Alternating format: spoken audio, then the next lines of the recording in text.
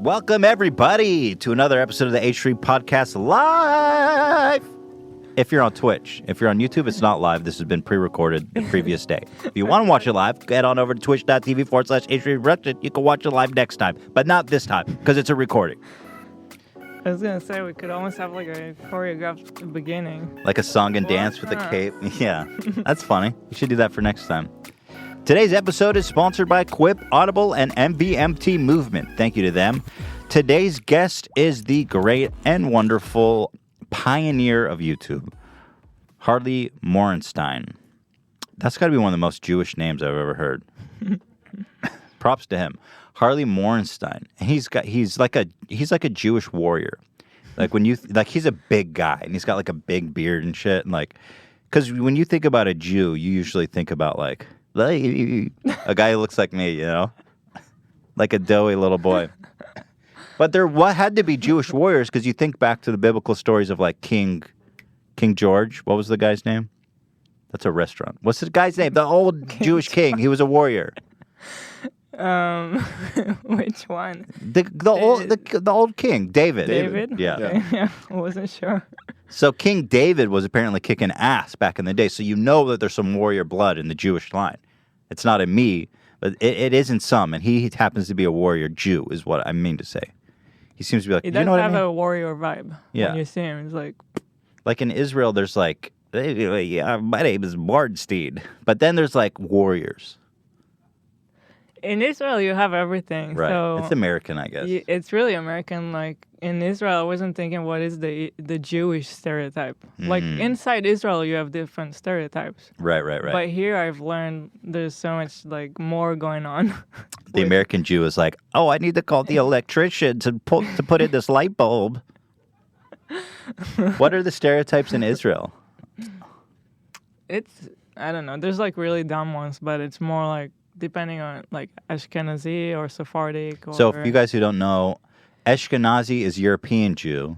Yeah. Sephardic is Middle Eastern Jew, like Arabic almost. Kind of like how you have here, and I don't know what's politically correct here, but like how there's like black people will have Shut it down. stereotypes. You said black people. Shut it down.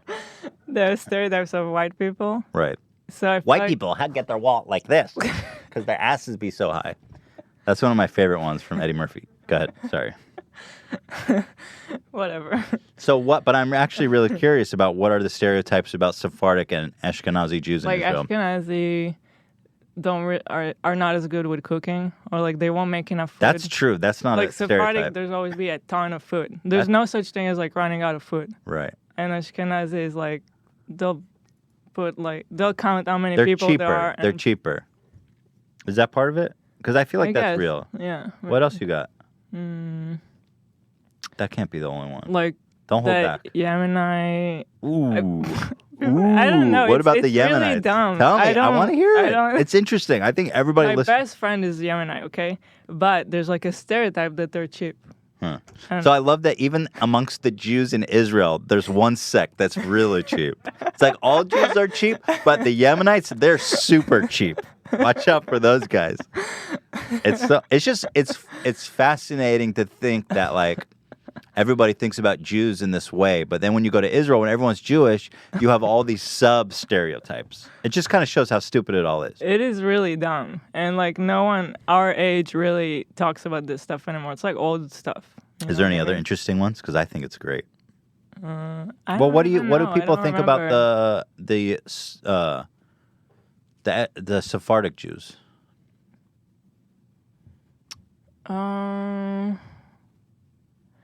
A lot of times they go together with like the Arsim and Frechot type. Explain what Arsim is. I don't know. Arsim is like a Jersey Shores Jew. Yeah. It's like hey, what's going on? I got my pop collar. Forget about it. I just got herpes the other day. Forget it. I just threw a little rubbing alcohol. I got my dick in another girl. Forget about it. Hey, put on the Mizrahi. I wonder if there's any Israelis listening and they're and they dance like upset. this. I guarantee nobody's upset about making fun of Arsim. Hey. Okay. Anyway, that was a nice little... Any other stereotypes that we can talk about here? Any other people we can piss off? I am super excited about this weekend. We are going tomorrow, hopefully, with Post to Coachella backstage. Hopefully, like we just before coming here, he asked if we want to come. He's like, I got tickets for you guys. The thing with Post is that, like, whenever he invites you somewhere, you know you're going to be on a crazy, reckless, almost helpless journey. Because, like, he'll get you there, and because his life is so insane, and he's playing tomorrow at Coachella. Yeah. So it's almost like, I'll get you in, but beyond that, you're in a war zone. You on your own. It's like, hey man, nice to see you. I love you, buddy. Thanks. Oh, you're the best. And then he goes out, and then it's just me and Eel, like just like floating in space. It's exciting. It's fun. It's a thrill ride. I'm really excited. I've never been to Coachella. Me neither. I hope. I don't know what to expect. What I imagine is that, well, there's like, I guess there's two portions. There's like the public area, and then there's like the backstage. The artist area. That'd be cool. I'm gonna harass people. Like what? I'm gonna be that guy who's taking pictures with all the famous people who shouldn't be there. You know what I mean? Hey Drake, hey man, let's play Fortnite. Let's play Fortnite. Here's my card. I'm gonna bring cards. Here's my card. It just has my Twitter tag. Oh my god. It's a USB key. Oh wow, that'll get him. They never seen that. And then on it is bloatware, and installs the H3 app, which just unloads a fucking virus to the whole network. And then on Monday, we're going with the whole clan, the H3 clan and the Teddy Fresh clan. There's 8 of us to Disneyland. It's a company event. We're gonna build memories that will endure beyond these mortal bonds. I guarantee it. What? I don't know. It's going to be the best time. Nobody's ever going to forget about it. It's going to be adorable. We're going to all wear matching outfits. We're all Not the whole outfit, but we're all going to wear red beanies. And shirt. Ethan's insisting on the shirts. Okay. We have to do the shirts. Yeah. So if you happen to be on Disneyland on Monday and you see a big group of hooligans walking around in red beanies, come say hi. That'll be fun. So there's a couple of things I want to talk about before we bring Harley and end on that. First things first, the H3 live show that we had planned for the 26th. Yes. Was right. Brad buried. We pulled the effing plug on that B, and it was so. I don't want to throw any blame around. Okay. But here's what happened. We were. I don't know how to say there this was without just a lot of misunderstanding in the process of the prices on the tickets. right. So And somebody put the tickets up without finalizing the details with us. First of all, we were misled about the price. Like we were told there was going to be $3 in services fees. So the ticket is $30. I kind of wanted to do them for $25. But then they threw it up for $30 without consulting. So then I was like, okay, fine. So $33 was what I thought would be the final price out the door. But what ended up happening was there were so many fees, so much taxes and shit. It ended up going from $30 to $50. So 2 people coming to do our live show would end up paying $100 to come watch us just do the podcast. And it's just a podcast. I wasn't comfortable with that at all. I mean, our last show at the Improv was $22, and like I don't know if there was like a couple bucks service charge, but it wasn't. But that was it. It wasn't 50% of the ticket price, and so the tickets went up without us knowing, and the price was a little higher than I wanted, and then 2. We didn't realize at first all the fees that came with it. That's Only what after people complained to us. I was like, what the hell? I thought it was just $3. I thought a ticket would cost $33 plus tax. And so then I saw that there was these insane fees, and I was just so pissed off, and I yelled at them, and I was like, dude, this isn't right. This isn't the way it's supposed to be. So they go back to the venue, and then the venue magically reduces the convenience fee from $10.50 down to like $3. And then I was like, okay, can you refund everyone who already bought tickets? They're like, well, I don't know. We're dealing with the AXS, and I'm like, dude, and it just and I was just angry. I was like, why didn't you reduce the price from $3 out the get go? Like, what the hell? They says, well, nobody asked us to. I was like, okay.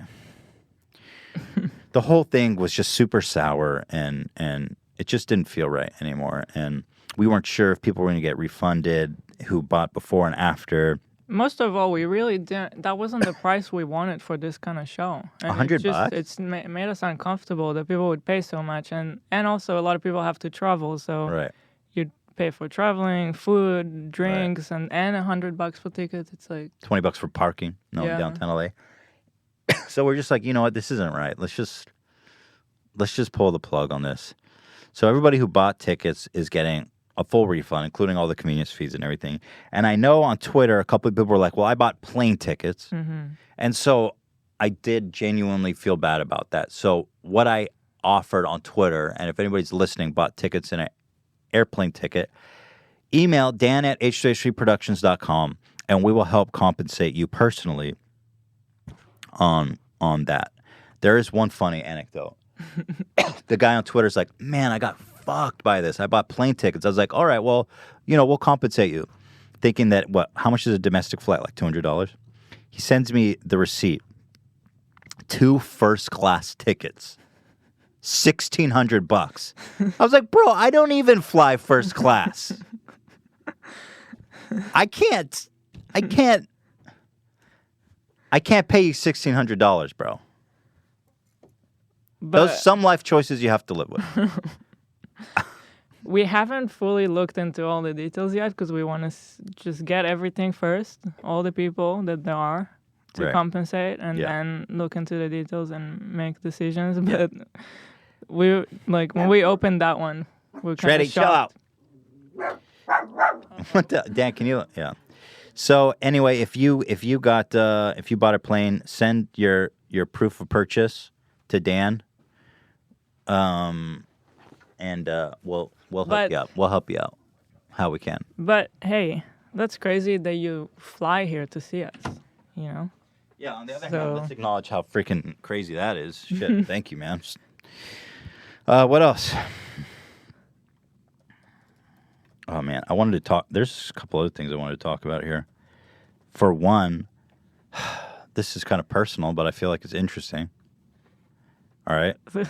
I don't know how to broach this, but I feel like I want to talk about it. Okay. We've been trying to get pregnant. We being me, Hila's been sticking her dick right in my belly button. That sounds horrible. I know it does, because when you say we, it's like, well, I'm trying to get Hila pregnant. When we say we, you're trying to get... It's a group effort.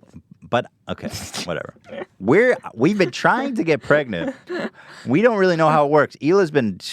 I've been rubbing my dick all over Hila. We're not really sure the mechanics of how it works. Hila's been... We don't know how it works. So we've been trying, but so far nothing's worked. This is not what I agreed to talk about. I'm kidding.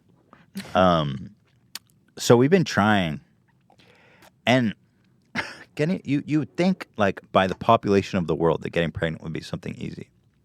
Was there like 7 billion mouth breathers in this world? Taking up all the oxygen, In China, they have like laws that like you can only have one kid or we throw the second in the river. Everyone's scared about overpopulation. I can't even have a kid. How did we get to this point in history and evolution if it's this hard to get a kid? Like you've been on birth control for like 2 years. And recently, in the past couple months, you've been doing like ovulation tests, timing it out and stuff. Wait, what are you saying? That I've been on birth... Oh, off. Okay. Yeah, because you said on. Off. I meant off. Maybe that's the problem. No. We figured it out. You went on birth control. You're supposed to go off birth control. So we've been trying and trying. It's so disappointing because you try it all month. All month, guys. No, I don't know if I want to talk about this. We try all month. And then it's disappointing because Hila gets her period, and then it's like, fuck, you have to wait another month, and it starts to get really stressful at this point when you actually start trying. But what frustrates me is like, what is going on with this planet where everyone's just shitting out kids? But apparently a lot of people have this problem. A lot of our friends. Yeah, almost everyone that I know had really hard time making it happen. Right. So I don't know. We had another friend who just had a kid like a year ago. They said they were trying like with test, like timing it out and stuff for 6 months. And I'm like, where are all these people coming from?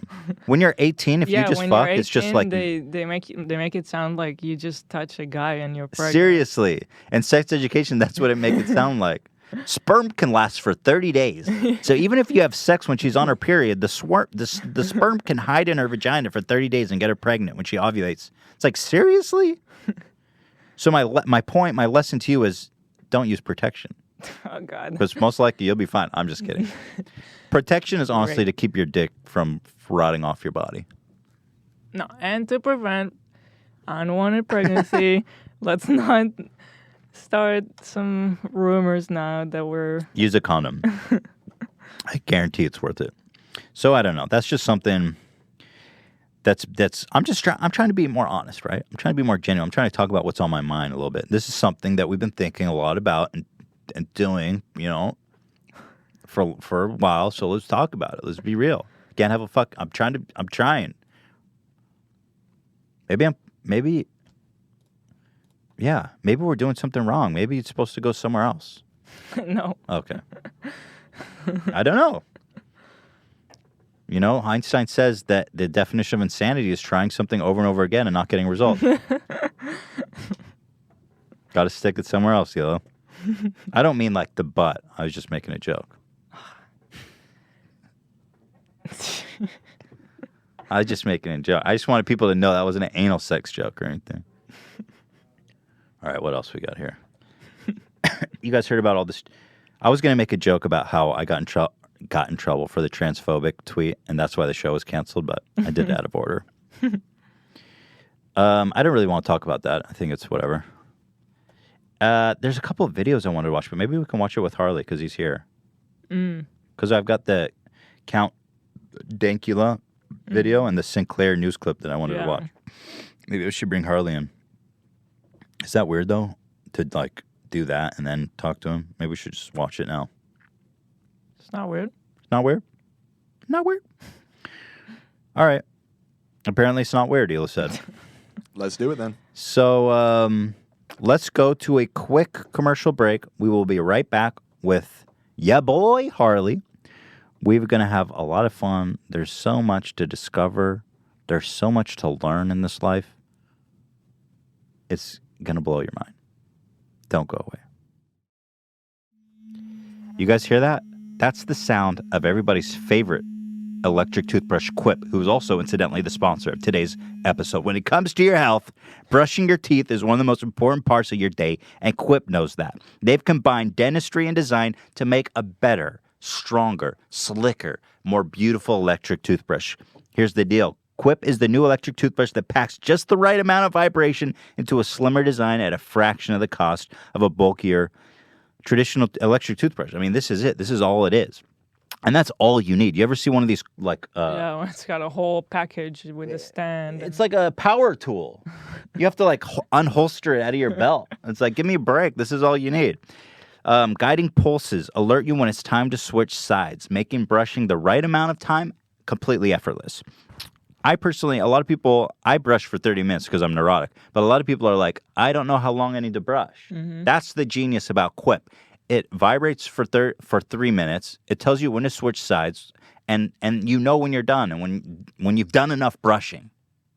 I can tell when I use this, I'm about to stop before it stops. So, like, normally, I guess I would do 2 minutes, but then this makes me do it 3. That's funny, because when it tells me to stop, I'm like, I just started. You're insane. By the way, I thought I had a cavity, and I have had one cavity in my life when I was, like, 8, and the pain went away. I was like, Eli, I have a cavity, Yeah, I thought there's no way you have a cavity. I was like, I think I have a cavity, and Eli's like, oh, hell yeah. I can't wait for Ethan to go get fucked up by the dentist. And I was like, nah, I'm fine now. I'm happy to say. Thanks to Quip, by the way. It comes with a mount that sucks right to the mirror. Right there, dude. Also, because that thing cleans your mouth, should also be clean. Quip subscription plan refreshes your brush on a dentist-recommended schedule, delivering new brush heads every 3 months for just $5, including free shipping worldwide. Which is it. Just I was free shipping worldwide. What kind of underground consortium is this? What kind of weird? I love that they took the time to make a little package for the little toothbrush refill. It's a pod. Because they didn't need to. You already have this. Quip is backed by a network of over 10,000 dental professionals, including dentists, hygienists, and dental students. Again, the dental students I wouldn't ask them for advice. They're students. They don't know anything. They're students. What am I supposed to take the endorsement of a student?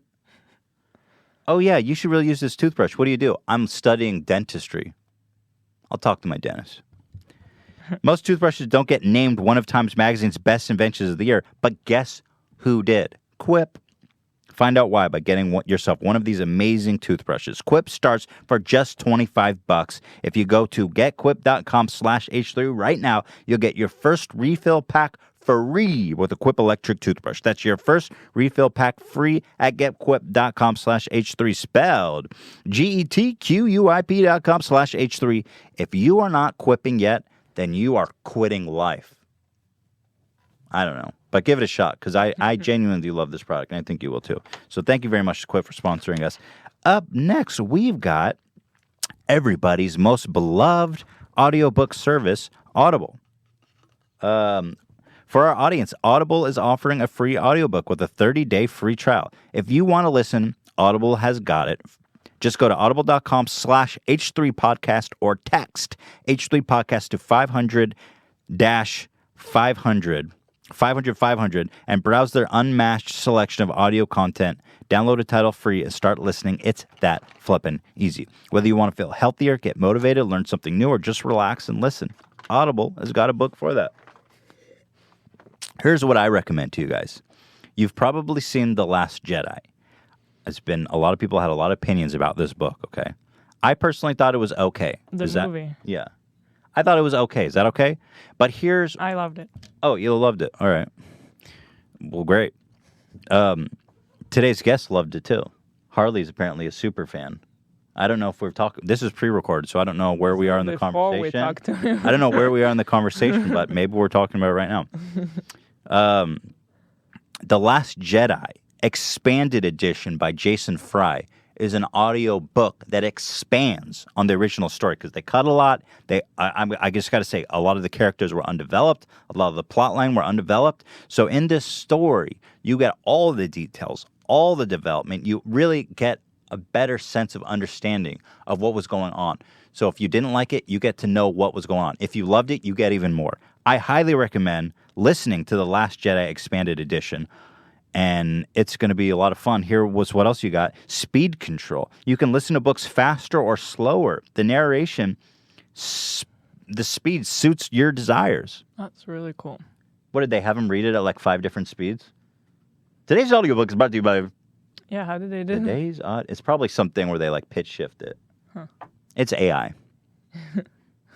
So guys, get a free audiobook with a 30-day free trial at audible.com/H3 or text H3 podcast, all one word, to 500.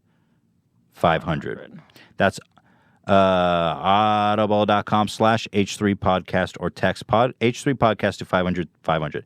Go listen to The Last Jedi Expanded Edition for free. That link, by the way, is audible.com/H3 podcast, not H3, thanks to audible.com/H3 podcast. God! I can't talk. You guys get the idea. It's audible.com/H3 podcast. Go listen to the book for free. The Last Jedi Expanded Edition. Thank you, Audible, for supporting us. Oh, my goodness. And finally, we've got, you know them, you love them, MVMT Movement. These guys are the greatest, right? They make the best watches in the game. You gave me, these are yours. But now they're making the best sunglasses in the game. Oh my God, look at this. Dude, these actually look and feel amazing. Wow. Thank you, man. They feel sturdy. They look great. I feel like this is the best looking sunglasses maybe I've ever worn. They really fit you, actually. Yeah, I've been trying to find a pair like this for a long time. These guys, listen here, buddy. So here's the deal with sunglasses. You get a nice pair. It costs $200 or more.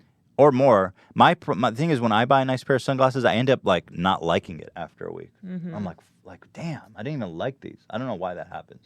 That happens to me. But so on the other side, when you buy like a $30 pair, they just break and they're crap and they're built like garbage. So here, Movement comes along and they say, you know what? Flip it.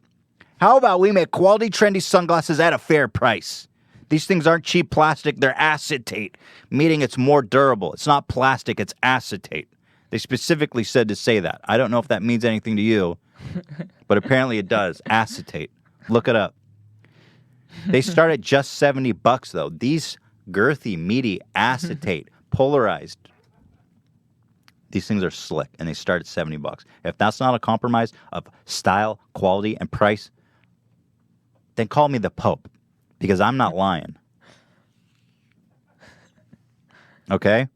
So they have a ton of styles to choose from. They got everything. They got classic, trendy, round, aviator, mirrored, polarized, for him, for her, for it. You're sure to find the perfect pair. This pair is called the Renegade, because that's just kind of how I identify. And mine is called Savage. Pound it. He was a savage. I knew it all along. So, guys, Movement's already revolutionized the watch industry. Now it's time to change the game for sunglasses. Get 15% off today with free shipping and free returns by going to mvmt.com/H3. Go to mvmt.com/H3 and join the flippin' movement today. Get 15% off these excellent, amazing sunglasses. Thank you so much to our sponsors, guys. Let's get right back into it, shall we? Welcome back, everybody, to the H3 Podcast. What up?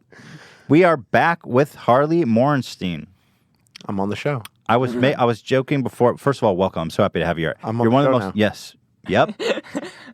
I'm so happy you're here because, first of all, let me just say that it's a little surreal for me to be sitting here with you. I probably told you that because we hung out a couple of times, but you were probably the first person that I watched on YouTube before I even dreamed about having a YouTube channel. I was at work and we would pass around epic mealtime videos like amongst each other in the office. And that was just, you were like it was just like you were YouTube royalty. I mean, you're YouTube royalty. And so it's really weird to have come to the point where I can sit at a table with you and do a podcast. That means a lot. Sometimes I don't know if I look at the landscape of YouTube and I'm like, am I like Nick Cage of YouTube? Where it's like, yo, this guy, everyone knows this guy. Everyone loves this guy. This guy's a legend. He's been there, man. He's been there. And it's like, what's the last movie box office? How to do? Oh, okay. But you know what? He's going to get another chance. We'll do another one with him because he's been that solid. Right. Or maybe I'm like Gene Simmons of YouTube. It's like, this guy's still here. That's what he looks like now. Oh my God. You're not Gene Simmons, man. You're I mean, if you're making me choose between the two, I'm Nick Cage. And who wouldn't want to be Nick Cage? Me. That's awesome. Exactly. No, I want to be. Someone's got to be Nick Cage. I feel like that's me. Yeah. I feel like I'm the Nick Cage guy. I'm like, you got a job? I'm on it. Right. I'll do it. Cool. Yeah, the bacon guy will do it. Right. I think that was like a motto for a while. Where I was just like, I'll just tell people that just so that I'm not all about bacon, I'll take roles in other people's videos. And they'd be like, oh, that's awesome. Just come here and hold this bacon and yell. Oh my God. And I'm like, oh, okay, cool. So it's like everything I'm doing, I'm yelling about bacon. Well, the first thing I noticed about you when I see you is that the guy that I used to watch back then looked a lot different from the guy that's sitting in front of me right now. You look good, dude. You look good. You dress good. Thank you. You're killing it. What's going on? What happened, dude? Well, here's the secret. I just watched myself look worse and worse every single week, and it's weird to have that documented every week, right? Where you could just like see your progression or regression, right? And it's crazy because it's kind of like this. And I feel like I've been traveling a lot lately, so I feel like I'm kind of like on the down. I feel terrible, but I got gel in my hair, so that counters everything. You feel good with the gel. I did an interview the other day. I legit did an interview the other day, and after the interviewer was like, "Are you single?" Sorry? And I was like, hello. I'm not going to be wearing a hat for a bit, I guess. A female a real live girl sent you that much love? A real live one was like, are you single? And I was like, who says this? Why are you asking? And I was like, Can you imagine being approached by a female like that? I can't. Well, that's why it was pretty unusual. It was very unusual. That's a For a girl hard. to Like, ask, are It you was very single? unusual. that's some Nick Cage shit. That's honestly that's all I thought. I was like, she must know that I was in the Ghost Rider movie, equivalent of YouTube videos. Right. So, but you have a girlfriend, so that Yeah, she's outside. Yeah. I brought her. Really she's cool. entertaining Shredder. okay. Yeah. Shredder's actually no, under the Shredder desk, is- so yeah. I don't know Her why life you come on my sucks. show and lie like that. Her life sucks. Shredder's in here right now. Under the table. Oh, he's on Actually you guys. really uncomfortably Oh, I was placed like, under my. why isn't he jumping in my face right now if he's in this room? He's sleeping. He has 0 and 10. That's all I have. He's at a 0 right now. But like, what? Tell me more about like your physical transformation, because I'm always someone who's unhappy with the way I look, even though I make a meme out of it. I'm not like utterly depressed, but I know I'd be happier if I was more fit. Yeah. You're like me in a way that I at least what I could imagine is like, after I just literally put up on my Insta story a picture of your belly, looking down at the camera with your belly there. Oh, great. Like it's like, you Right. post it yourself as well. I remember I have these times where I'll sit down like to put on socks and I'll be like, ooh, look at this Yes. bad boy, There's a lot of people who can relate to that right now. Yeah, and whoever's around, I'm like, come give this a pinch. They're like, I don't want to touch it. I'm like, come touch it. They're like, it's fine. It's not even that bad. You're like, I you're need lying you to to me. touch You're it. lying to me. Did this ever happen to you? This was one of my. I was fatter than I am now, my most fat, and I was like, I got to do something about this. I went to tie my shoe, and I couldn't breathe. That was my lowest point. Did that ever happen to you? Well, I don't know if I can't breathe, but like, I couldn't I breathe. go to put on the socks, and it would be like, when I'm done, I'd be like, Right. like, come on, I'm like, oh, there's Like all it this took air some trapped effort. in there. Yeah, Yeah. There were, I had to hold my breath. I would literally take a deep breath. That's well, insane. I know. At your age? For me, I That's insane. had a moment where I was just looking in the mirror, and I just had like an angle before I was getting in the shower, probably charging a phone at the same time and whatever. And I just looked back, and I was like, is that my ass or my back? Oh, no. Or where does my back and my Right. ass begin? I'm like, Right. what's happening? And I was like, that's my body. I was like, it's like fully like people joke like potato, but like I was full on potato ass. Huh. And that was just a moment for me. I was like, oh, I should maybe change a bit. Hmm. All I did was drop the carbs. I did the no carb thing. Keto? Yeah, the keto diet. It was good. That's it. I enjoyed it. It worked Are you still well. on the keto? No, I got off it. I think it's not meant to be forever type thing. But Amir, one of the guys that cooks on Epic Mealtime, has been on it like nonstop, and he's just gone from like disgusting slob to really trim guy. I have seen those before and after pictures. Yeah, they're wild, and Yeah, it's it's just pretty it was impressive. literally just for me a big thing was drinking water. Because if you drink water, then you stop snacking. And Fills you up. if you're watching and you're a disgusting slob, and I'm a disgusting slob, but I transitioned back and forth between the two. I would say drink, and it always sounds cliche and dumb, and you're like, oh, you idiot. Drink more water. Seriously, I started drinking. If you aim to drink like 6 to 8 liters of water a day, don't even get me started on Coke Zero and Diet Coke. I love that shit. But it makes But you how want. bad is It it? makes It's you. It's like It's even just without bad. breaking it down, it makes you want to eat more. Yeah. It makes you want to the snack. fake sugar doesn't work. No. Well, this is what I heard. Apparently, we have triggers to sweetness. And remember, everything I'm saying is nonsense. Who the fuck am I? I'm not Sure. anyone that ever should be commenting on that stuff. But what With that I being heard, said. yes, what I heard, quote me on this, is that when you have something sweet, like Diet Coke is super sweet, Coke Zero is Yeah. super sweet, there are receptors in our body where it's like sweet means high calorie. It's a treat. So it's like, oh, incoming intense sweetness, crank up the metabolism. Let's Right. go, boys. Lots of sugar coming through. Oh, no sugar? That's weird. I thought there was going to be lots of sugar. But I guess we're wrong. And then it creates these false alarms. So the next time when you are eating something sweet or something that does have a lot of carbs in it, your body's like, he's just joking. It's Diet Coke. Don't Doesn't eat this." metabolize it. And then you just get destroed. And it's, I think that's right. yeah, I feel like I think that. that's true. I feel like that's gotta be right. The biggest thing though for me was sleep. Because I'm like I hate sleeping. I love staying up late. I'm always like, you don't need to sleep. That's so stupid. Like you're better off, trying to stay awake as hard as you can. You don't so enjoy sleeping? I love sleeping when it happens. But Trying to sleep. But now these days it's like once midnight rolls around, I'm like, oh, now no one's gonna fuck with my shit. I can start that video game I wanted to start, or I can go and I can work on something that's like a side thing, or I could, Yeah. sit there just smoking, watching like 5 hours of a cult on Netflix. Whatever it is, I just value that solo time I get there at night. So how did you make that switch? You're saying you used to do that and now you sleep. Well, now I've been traveling, so I go back and forth all over the time. I've had terrible sleep the last couple of days. But I noticed that at my best, it's like a domino effect. It starts with water and then sleep, and then I want to go to the gym, and then you just don't want to snack at that point. Because you're already committed. Yeah, you don't want to do anything else. So when you went from potato in the mirror, yeah, I don't know why I just had to pause. I'm on my way back to potato in the mirror. You look good. You're not a potato in the mirror right now. Yeah, I can show you something. You're not a potato in the mirror of my eye. You're a beautiful, chiseled Jewish warrior. We were talking about how you're a Jewish warrior before, but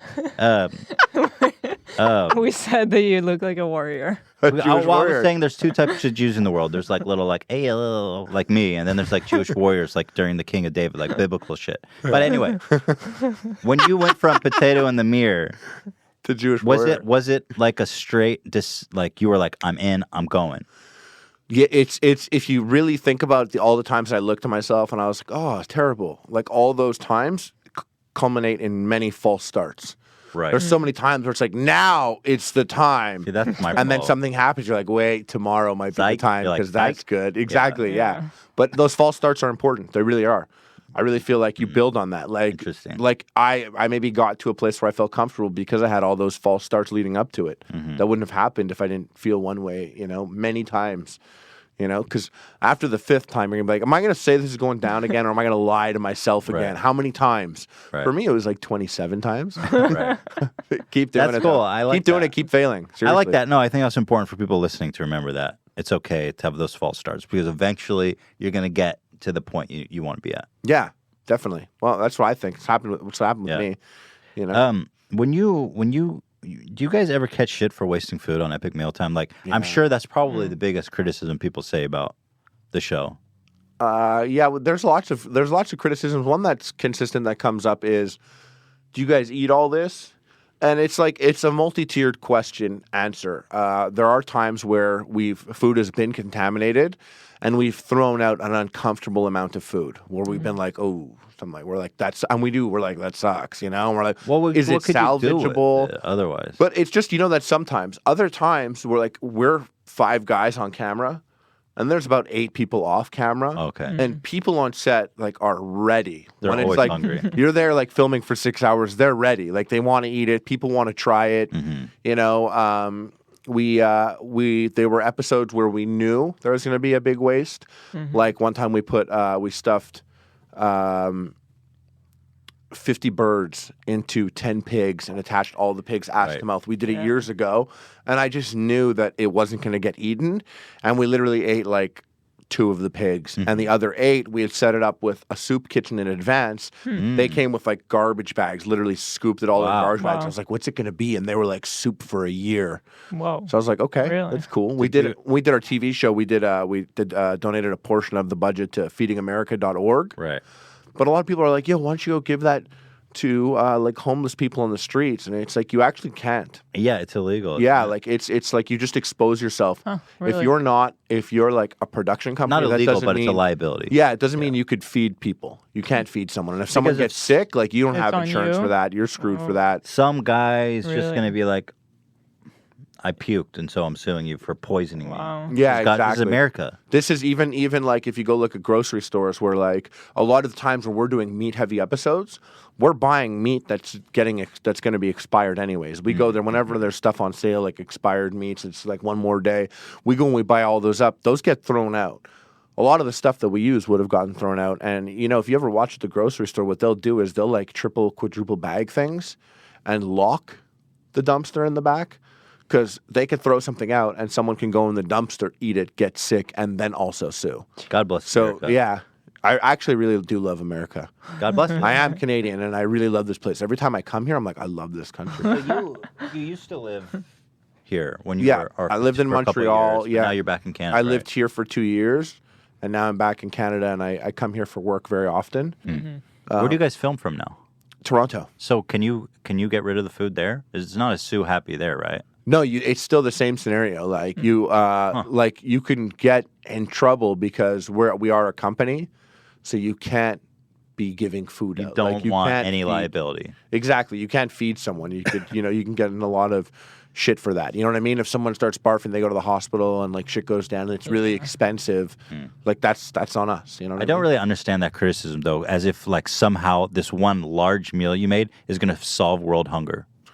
Well, the biggest thing is like I noticed the people are always like, "Oh, look at that waste," and you know what? Everyone wastes. Yeah. But before Epic Mealtime happened, I never did anything. I didn't do anything like for the homeless or anything like that. And the episodes where we've gone to soup kitchens and volunteered and stuff like that, or if we donated, the most I've done is during this time on Epic Mealtime. Like it kind of like the guilt aspect of it, because there was some, inspired me to do something. But then the people that go and comment, they're like, "Oh wow, look at this guy." I'm like, "Motherfucker, I hope you volunteer. Right. I hope you're a What are you volunteer doing? over here right now talking shit about this. Because if you're just some asshole that's, like, "Oh man, look at this guy wasting food," and it's like, well, you're on the internet like Meanwhile, throwing like half a eaten Carl's Jr. burger in the garbage. No, they never finish their Carl's Jr. No. You know that. Yeah. And also I feel like at the same time it's like if you were to overly scrutinize so many things, you really can't. I could be like, well, look at you paying for internet when people are starving. Yeah. You should How cancel dare your, you? you cancel your internet and, Right. and you We- could feed look, children for a year. We live in America. It's the most opulent. Is that the right word? Opulent, most overabundantly resourced country that's ever existed. I don't even think it's like the way it's messed up because, as you were saying, grocery stores are even throwing out their shit. Like whatever you guys are doing for entertainment purposes isn't the problem. When grocery stores and restaurants are throwing out Every day. pounds of food. Well, what I heard is that, and this is something I heard, is that we have enough food on the planet to feed the planet. Right. It's just a logistics issue. Right. Like if we can somehow move the corn in this country around the world at, basically the thing that we need to solve world hunger is teleporters. That's where we're at. We figure out teleportation. We can teleport all the corn to Africa. Things are good. There would be as I understand it. it's that simple, you guys. God, there'd be so many weird like things happening with teleportation. The clock. I'm not even gonna go there. I had a weird thought. I better not utter it. Gotta keep my mouth shut. Why do things happen when you make jokes? No, it's just embarrassing. It's not that I'm gonna get in trouble. I just want to embarrass Why myself. do you get in trouble? No, I'm okay. Okay. I mean, I was listening outside. You're like, I don't want to talk about that. I've embarrassed myself several times on this podcast. I think that's the one thing when people become creators that they don't understand or they'll never really grasp is you got to do it. You got to go all into it. You got to have fun. You got to, for lack of a better example, pull your pants up really high and take pictures of your gut. Like you got to be all out there, everything, and it stays there. Right. So like you can look like you could ask any creator. Like I was a Viner also. Vine was like a big thing for me for a period of a year and a half. Like you go back and if you had a Vine account, like if you did, trust me, like it was like to anyone, the content that you have to be comfortable leaving behind, the trail of it is everyone will get embarrassed. Everyone will get in trouble. Everyone will do some fucked up shit. And if you ever get big enough, they'll go back and find some things you did in the past and make an issue out of it. And I just went and I looked at my Vine as an example, and I was like, I am an unfunny piece of shit. Right. I'm like deleting every single Vine. I was like, can't believe I did this. The format of Vine was brutal in the similar way of YouTube, but that it requires you to be so fast paced. You got to make content. You got to slam it out. You can't ever think or work on it too long. On the podcast, it's like I sit here and I talk for hours and hours and hours. And of course, I'm going to say and do some stupid ass shit. It's just inevitable. It's like I can't even try to avoid it. I just have to embrace that I'm an embarrassing I think person. the biggest thing, and I think we've learned that even with like things in the recent past and stuff with creators is everyone's going to fuck up. It's just how you handle it after the fact. True. That's the most important part because I feel like what this society loves, American society loves building someone up on a pedestal and making a big deal of them. But then we love knocking them off the pedestal and like clowning them. But then we also really love a comeback. Redemption. Which is why we're like, this guy's such a good singer. Oh my God, look at her face. That's terrible. And we're like, but he's a good singer again. It's like kind of like... It's torturous to be in that position. It's hard to understand how... Anyway, you know what? Whatever. Let me ask you this. So when you guys were making, sometimes I go down the rabbit hole. And I'm like, you know what? Let's not talk about this. Let's just fucking go somewhere else. Yeah, let's go. Take us there. Were there ever actual medical concerns that you guys had during the filming? Like, I think back to Man vs. Food. You know the story of that show? Yeah. He was eating the gnarliest shit for so long. The doctors were like, you're going to die if you keep doing this. Yep. Was it ever, I mean, I know you were a potato in a mirror, but was there any, like, actual... That's actually the name of my autobiography. Yeah. Potato in the mirror. I just love that phrase. I can't shake it. Potato in the Mirror is an excellent autobiography. Thank you. It's a good good name of that I'm going album. to need you guys to write the foreword now. Absolutely. No, there was never any major food concerns. And I mean, if I can go deep on some theories for a second, and I've met Adam Richman a few times. This guy, I never spoke about that specifically or anything like that. But this is just my theory, is once you've done 3 seasons of a show, you control a lot more if you are the talent on the show. So you kind of get you can get kind of stepped on in your deal the first 3 seasons. But then once you get to that point, it's like, now it is I who can make demands. Right. And you can make those demands. And I just feel if I had done 3 seasons of that show, I'd be like, hey, you know what I'm tired of getting? Really fat. Right. And I want to start paying for my trainer. And in fact, in between this season and last season, I did start to make a better difference on my body. And I want to host other shows where, they want maybe a trimmer look. So other eat now. I'm off it. That's just it. Yeah. I'm like, well, what are we going to do? Well, you could just say that I was going to die. That's because I bet I would die. So you think that that's overhyped? I think if I were him, I would have done that. I would have been like, okay, we're done now with this. We're done. Like, let's be honest. Do I really have to die for people to? The answer is yes. It is. Course. Yes, it's of course, you do have to die. I want to watch you specifically. You die. Yes, you. I've enjoyed your content. I think you're a great guy, Adam. Eat you. But I want nothing more than for you to slowly eat boiling hot. And on your funeral, I want to deep fry that coffin. And for you to take a bite of it. Oh, that's actually an excellent epic meal. I want to fill his coffin with ground beef and nacho cheese. Oh, meat coffin. Guaranteed 50,000 views. And then, if Adam Richman's inside, that's a mill. I want the service to be called Potato in the Grave. In the grave? Like in the grave, yeah. The creator's song. Are you going to the creator? Potato in the gravy. Potato in the gravy. Oh, shit! Let's fill the hole with gravy. Oh no. Yeah, that's my life. Sweet. You can move on. Okay. I'm going to have you guys on a Halloween episode now, next year. Potato in the Potato gravy. in the gravy. Shit.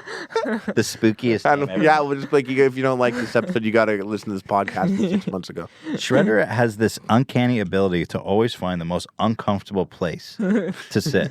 Like, he's literally right where I would put my feet, and I don't know how to sit. He does this to Ela every morning. Not every morning, all night. He started doing this thing where we'll go to bed, and then he'll jump up on the bed and go right next to her pillow. Like next to her face. Just snuggled up on her face. He starts by sleeping right next to me, and then somehow in the middle of the night, I wake up and I'm completely like in the middle, and I'm no longer have my side. He's like sleeping sideways on my side. He just takes it over every night now. He's cute. Don't you want to kill him? Yeah, sometimes. I wish he was less cute. It's like he's so cute that it's hard to complain. But I want to throw him through the window. He's so good. I was wondering, what is it? We were talking about it briefly. What is that impulse that when you want to kill cute things, you want to like squeeze them till they die? You're like, oh, you should die. What is that? Weird, eh? Just a weird thing. I don't know. I love it. You're so adorable and so defenseless and so sweet. I want to kill you. Kill you. Is it like something like I could kill you because I'm so much more powerful than you are? You are nothing. And I could kill you. But you can see everyone feels it, right? Yeah, like you can see an ant would say to a baby, "Oh, I want to squeeze him," right? Like everyone would say that. Yeah. They won't say, "I want to kill you," but no, but that's the impulse is to destroy in a way. Squeeze it until it's completely obliterated. Cute. Oh, somebody said, Ian. He said it's cute aggression. Yeah. Can you get me a Wikipedia on the cute aggression? Give me a link to that. I recall an Cute explain aggression. An explain like I'm 5 went up at one point, and I was just like, oh, interesting. But it was at one of those points where I didn't click it. I was like, I'm in a GIF mood, so I didn't click it. But now I wish I did. So I could be like, well, actually. Here. Wait, this is playful aggression, not cute. Okay. Superficial aggressive behavior. Superficial. Speak for yourself. Human baby or young animal.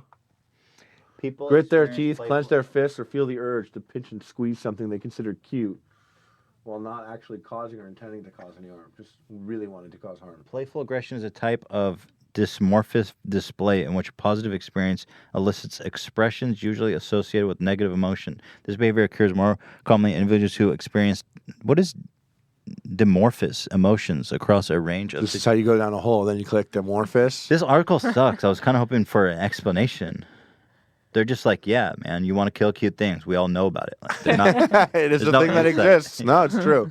It exists. Last year, we were both at Creator Summit. YouTube Illuminati secret meeting. Yeah, exactly. Are you going this year? No. Are you? No. Did you get invited? Yes. Oh, I was not invited. I think it might be because I shouted at everyone. I was going to say, I was going to ask you last year, you were there. And that was right after like the whole apocalypse. It was as soon as the 6 companies like pulled their ads because they found that their ads were playing in front of like weird YouTube videos that they weren't happy about. I don't remember what it was we were screaming about.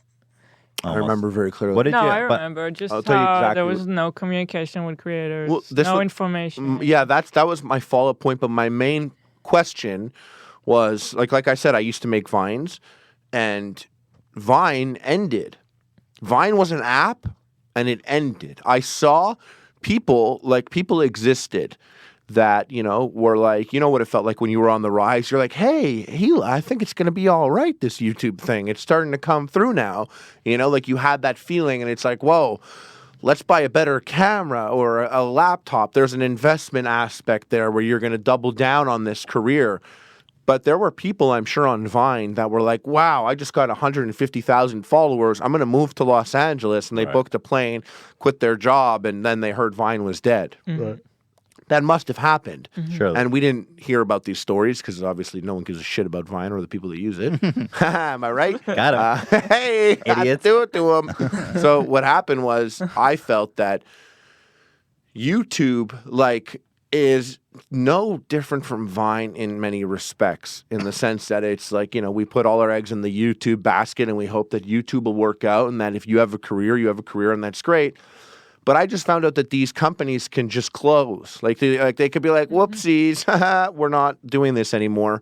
So my question was to YouTube, if one company can complain about one instance of a bad ad being on a bad video, that the number was 6, I believe, 6 companies can pull away, and it affects all money making across the entire site. Mm-hmm. I needed to know how many companies control the fate of YouTube. Right. What if 8 companies backed out? Do we close YouTube? Right. What if 10 back out? Do we close YouTube? And since we're in a room of 200 people that dedicate their time and their money and their effort to making a life on YouTube, which YouTube capitalizes on as well, we should know if it's like, hey guys, things are much more fragile than you think. Right. And we got that. I already found out how fragile it was. It was as fragile as Pepsi can be like, that sucks. That ad going on that video. So we're pulling money off all of YouTube, and so are these other companies. And YouTube's like, wait, we totally agree. The problem Let's was talk about it. The problem was how submissive they were to these advertisers. Yeah, right? it's all you're talking about influence. Yeah. And in an influence scenario, you have infinite influencer ammo in this room, just this room, let alone everyone else, right, And people true. like PewDiePie weren't even in that room, but who still is a guy that lives and breathes YouTube. Yeah. And my positioning was, how many companies back out until this whole thing shuts down? And they're like, well, there was just this one scenario. And this is what bothered me was Robert had said, he was like, Harley, put yourself in the shoes of the Pepsi executive that had to go and explain, and I jumped in, and I don't know what his point was going to be, but I was like, I'm sorry, I apologize, but we only have one time where we get you guys face to face, and I would love to say, hey, I love YouTube. Thanks so much for changing my life for the better. By the way, they ran off stage right after that too. Yeah. Well, the whole point is like, and I've been through these things before. It's so cool. They show us a great time, but really, if you look at it, you just need to see that we go to this, secret YouTube awesome meeting. We get there. They have this face to face, and he was like, well, imagine the Pepsi executive that had to explain to his superior. I'm like, I don't give a fucking shit about that guy. Yeah. That guy makes 6 figures. There are people in this room with popular channels that will not make 6 figures because they invest back into their channel.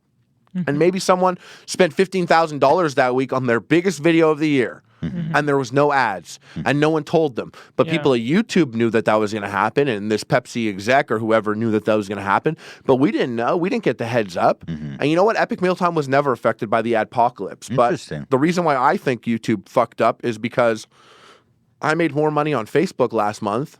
Seriously? On Epic Mealtime than I did on YouTube. Wow. And that's I can't even get Facebook deal. monetization. We'll have to talk. They won't even they won't even throw me a It's bone. just not for Not us. that I care. We don't even upload our videos there. But how many views do you get on Facebook? Let's discuss that. I have we have one video we put up, and it was a recut of an older video, and it got over 30 million views. Dude, Facebook is crazy. Yeah, it is. You know what Facebook is but crazy? it's your type of content, for example, that would really go viral. I can see that. So what we do is we take our old content, we take content that exists, we take out all of our faces, we take out the voice, we take out any context that would have timed it, and we make it just becomes like the most epic lasagna. Interesting. Instead of it starting off with me at the fast food being like, well, I'd like to, it's cut out literally every single person. So you're playing recut it. You gotta re-gear. Sometimes we put it in square many format. And we're like, lol, who made this? And put emojis and literally throw it back out there. God. Yeah, we play the game. And you know what? I never played the YouTube game. I never got into playing the YouTube game. I feel like the game didn't even exist when you guys were at your peak. The game kind of came around on YouTube. After 100% it did. There was no game then. The biggest. It was just I was talking make about a this video. with Freddie Wong actually. The biggest game then was just there were categories. So it was they would say food, and one video was shown that day on food, top of food, comedy, entertainment, movies, and if another YouTuber uploaded in food. It's yo, what the fuck, bro? You're uploading in my category? That's really fucked up, dude. I thought, if You're Tim the tech guy. if Tim DeLegato uploaded in food, I'd be like, that's weird, bro. I don't know how you feel if I started uploading in entertainment. Right. Then what would happen? You don't want a Jewish fucking warrior showing up at your crib, bitch. I'd be throwing down a King David's era. Jewish warrior sounds so just not intimidating Way cooler. Jewish warrior is it sounds a lot better than potato in the mirror. Yeah, it does. But I feel like Jewish warrior is just a lawyer. That's basically Jewish lawyer. That's yeah, funny. just a Jewish warrior is just a lawyer. Jewish lawyer. But I was annoyed. And to that point about the YouTube Illuminati secret meeting thing, if you look at it, I love YouTube. I really do. And I'll probably always have, if YouTube's existing, I will upload to YouTube. But there's a fuck up when there are articles out there being like, this guy makes $500,000 every month playing video games online on a service called Twitch. Yeah. And that's a YouTube fuck up because you could do bigger than that on YouTube. In a millisecond. People do, they exist. But no one wants to talk about YouTube as much. It's not exciting news. It's you know what I mean? It's we bash YouTube. We don't the it's media. It's cool to hate on YouTube. Yeah, exactly. It's been for a long time. Yeah. But now it's even in the mainstream media. That's what I noticed. If you're talking about Twitch and how much money people make on Twitch, it's that must be a YouTube fuck up because they should be mentioning it on YouTube, but they don't. And that's interesting in itself. The management, the company has become so unsexy. They're just a bunch of fucking the people. Whatever. I've bitched about YouTube so much, but you're right. It's true. You make a good point that it's not missing... sexy. Why didn't Drake stream Fortnite on YouTube? That's a big deal. Yeah. Yeah. And by the way, we're on Twitch right now. If we, that's right. If we were on our podcast channel streaming, the numbers would be way higher. But it's better on Twitch. Yeah, it just feels better. The experience is better. The audience are more engaged. The Twitch audience community, because I made a Twitch channel as well, and I noticed that Twitch is a different audience. Yeah. And you know what? We put our Facebook videos up. Facebook is its own audience as well. Big time. Facebook can Facebook is its own planet. 100%. 1,000,000%. Facebook is Our content doesn't fit Here's how on Facebook. I'll explain no, you would Facebook. have to re-gear it like they do, where you like Right, cut out but like, our everything content that makes sense. Yes and no. You just cut out everything If that's I were you actually guys, funny and I would and interesting. I would keep it the both. I would keep it exactly as it would. Literally, you just take your video. It's basically a 10-second video of you with like 100 beanies on. And it's like, look how many hats, haha, and loop it. Yeah, we can't do that. We can't do that. But Facebook's money. You know what surprised me? Joey Salads, God bless his soul, was like, I'm killing it on Facebook. Yeah. And YouTube won't even pay me. I don't know. He doesn't make it. He's just getting demonetized every time. Well, as he should. On Facebook. On Facebook. I just kidnapped another lesbian couple's mixed child and broke a trump card. Facebook. The thing about Facebook is, like, if you look at it this way, is the biggest YouTuber has like 63 million subscribers, right? Yes. It's a huge deal.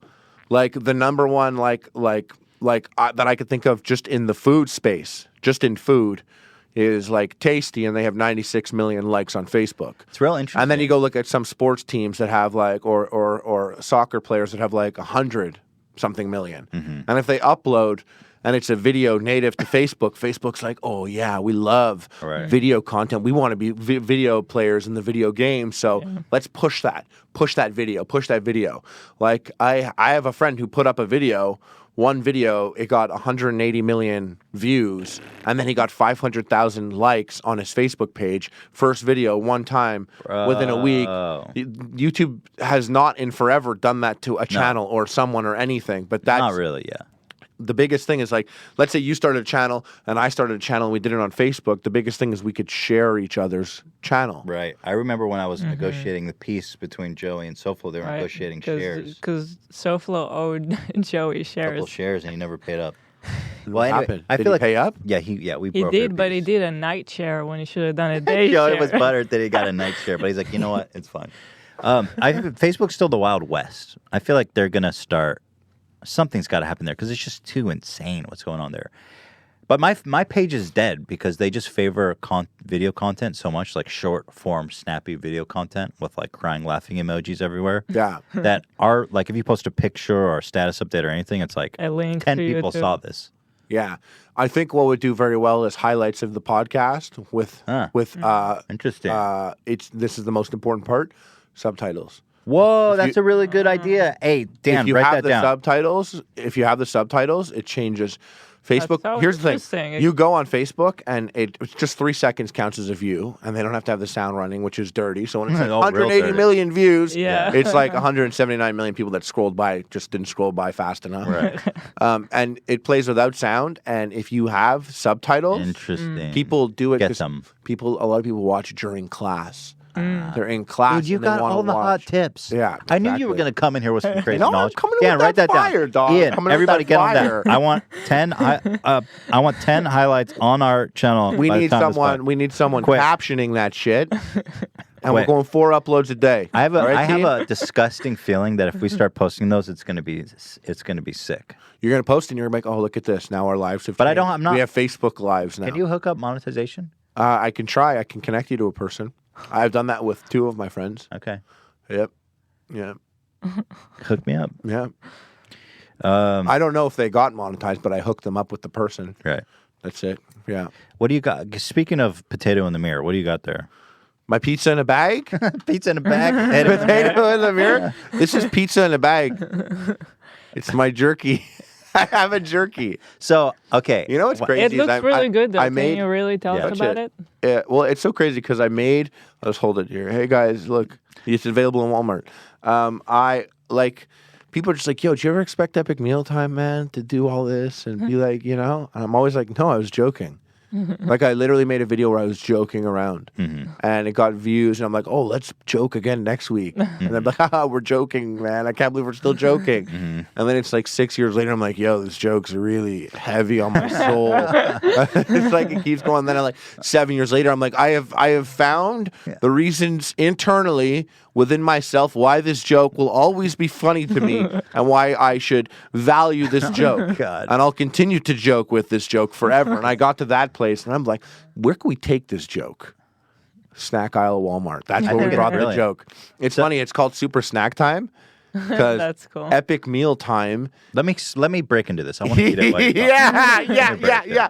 It's called Super Snack Time because Epic Mealtime. This is the craziest thing. Is copyrighted. Whoa, this is a fucking. This is just a what? gnarly. Holy shit! That's not seasoning. Don't So eat hold that. on. It's copyrighted. Yeah. So hold on. No. Imagine. So okay, I didn't expect this. It's little pepperonis. Yeah. Oh my god. And I swear to God, you could be 100% honest. If you don't like it, you could say it's not good. You could say that. Be everything. You want me to give you a real review right now? 100%. Wow. Be truthful. Okay. Well, tastes like on, pizza. on first, Doesn't it taste like? it shocked me. I'm not gonna lie. It's like a mass of meat that's like. It looks like a potato in the mirror. So that shocked me. But okay, so visually it's interesting. But then I was like, oh, that's kind of cool. It looks like pepperoni. Yeah. Well, they are. It's pepperonis. That's a nice They're snack. pepperonis. I found that jerky is like sometimes dry or tough. Right, it is. I'm done with that gas station shit. So I was like, let's change the game. Let's bring in this pizza flavor, which I was surprised pizza doesn't exist. This is gnarly, dude. That's really cool. This is like a little shot of life. Isn't it crazy? It's actually pretty good, right? I've never had anything like it. No, I swear I was shocked that a triangle bag doesn't exist. The pizza jerky itself doesn't exist. It doesn't taste healthy. And like Can I you say that? said- Yeah, 100% you could say that. It doesn't taste healthy. It's Well, yeah, high protein and low carb. So remember I was telling you about keto? If you sat down and you had like I'm still eating it, by the way. if you I'm had taking a bite, kill guys. it. If you had 6 slices of bacon and 3 eggs for breakfast, people would be like, "Oh, cholesterol, that's not really healthy." That's in line with a keto diet though.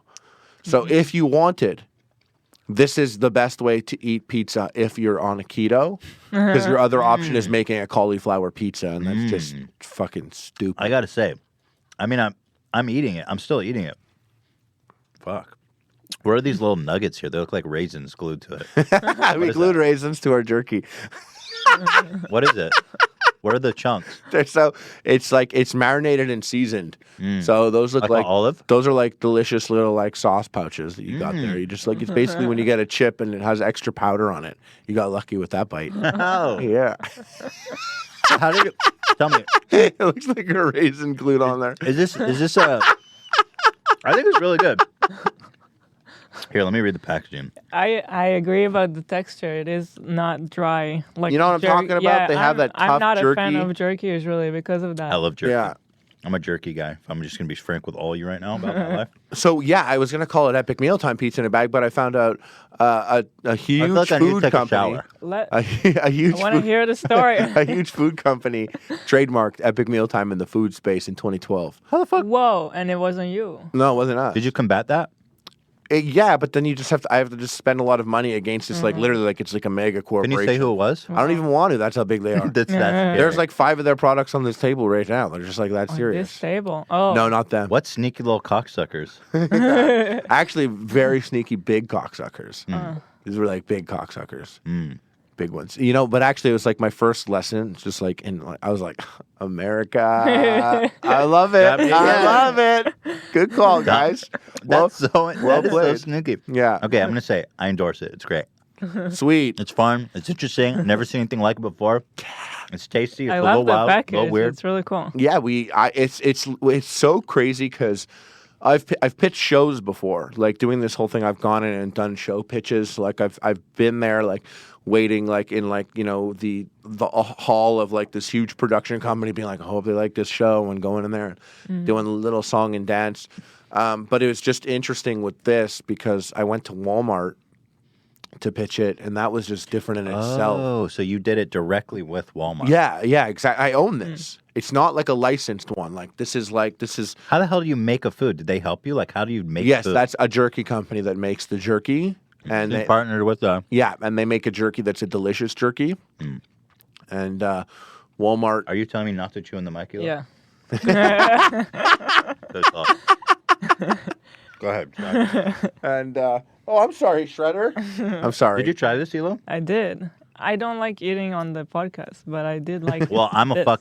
I'm a big, disgusting monster. And There's that is food why on we it. look like we look. Thank you for saying it proverbially, so it hurts less. This is how we look. No, I look skinny, you know? I mean... Oh, my God. Wait, what? That is why you're going to die young, and me and Shredder are going to live on happily after That's not what I said. After you're in a gravy grave. All right, where were we? Sidetracked. I was saying that I was standing up at YouTube, and I was like, fuck y'all for taking away the money from all the people. How do you think they were like, we put up a blog post. I know. And I was like, it's the same blog post if you have 75 subscribers or 7 million subscribers. Yeah. And they were can we appreciate the irony of YouTube communicating through blog posts? Yeah. Yeah. All right. How you guys know what you're doing?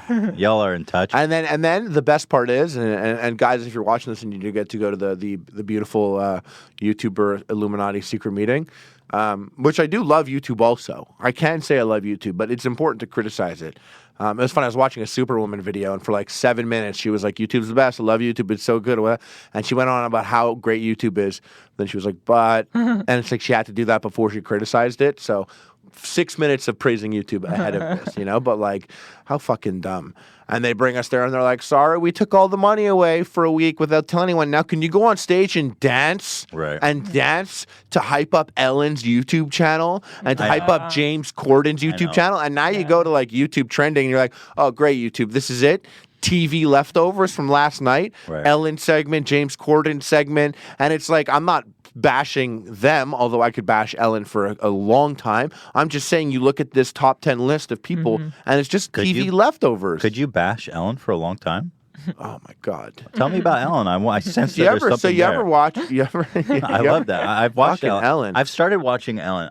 I got on the treadmill recently, and I flip on Ellen just out of curiosity. I'm just curious what's out there. But I've watched a couple episodes recently, and I'd love to hear all of your grievances. Well, see, you guys actually touched upon it in one of the videos, something that I do bring up. Then that was the girl. It's like, oh, look at you. Yeah. You had to steal, right? Yeah. And for those that don't know, she set up a ruse that would totally encourage someone to steal an extra hat, or it's garbage Ellen bar mitzvah merch. It's not even good. Yeah, it's fucking like $4 nonsense coming from like shit. a multi-billion. Yeah, not like the Oprah gives person's cars, fault. so don't get fucking high and mighty that someone took 2 hats. Yeah. And everyone could take one thing, and someone took 2 things. Yeah. And she was like, "Oh, my sister." And Ellen's like, "Oh, you don't think we all have sisters, right? Everyone."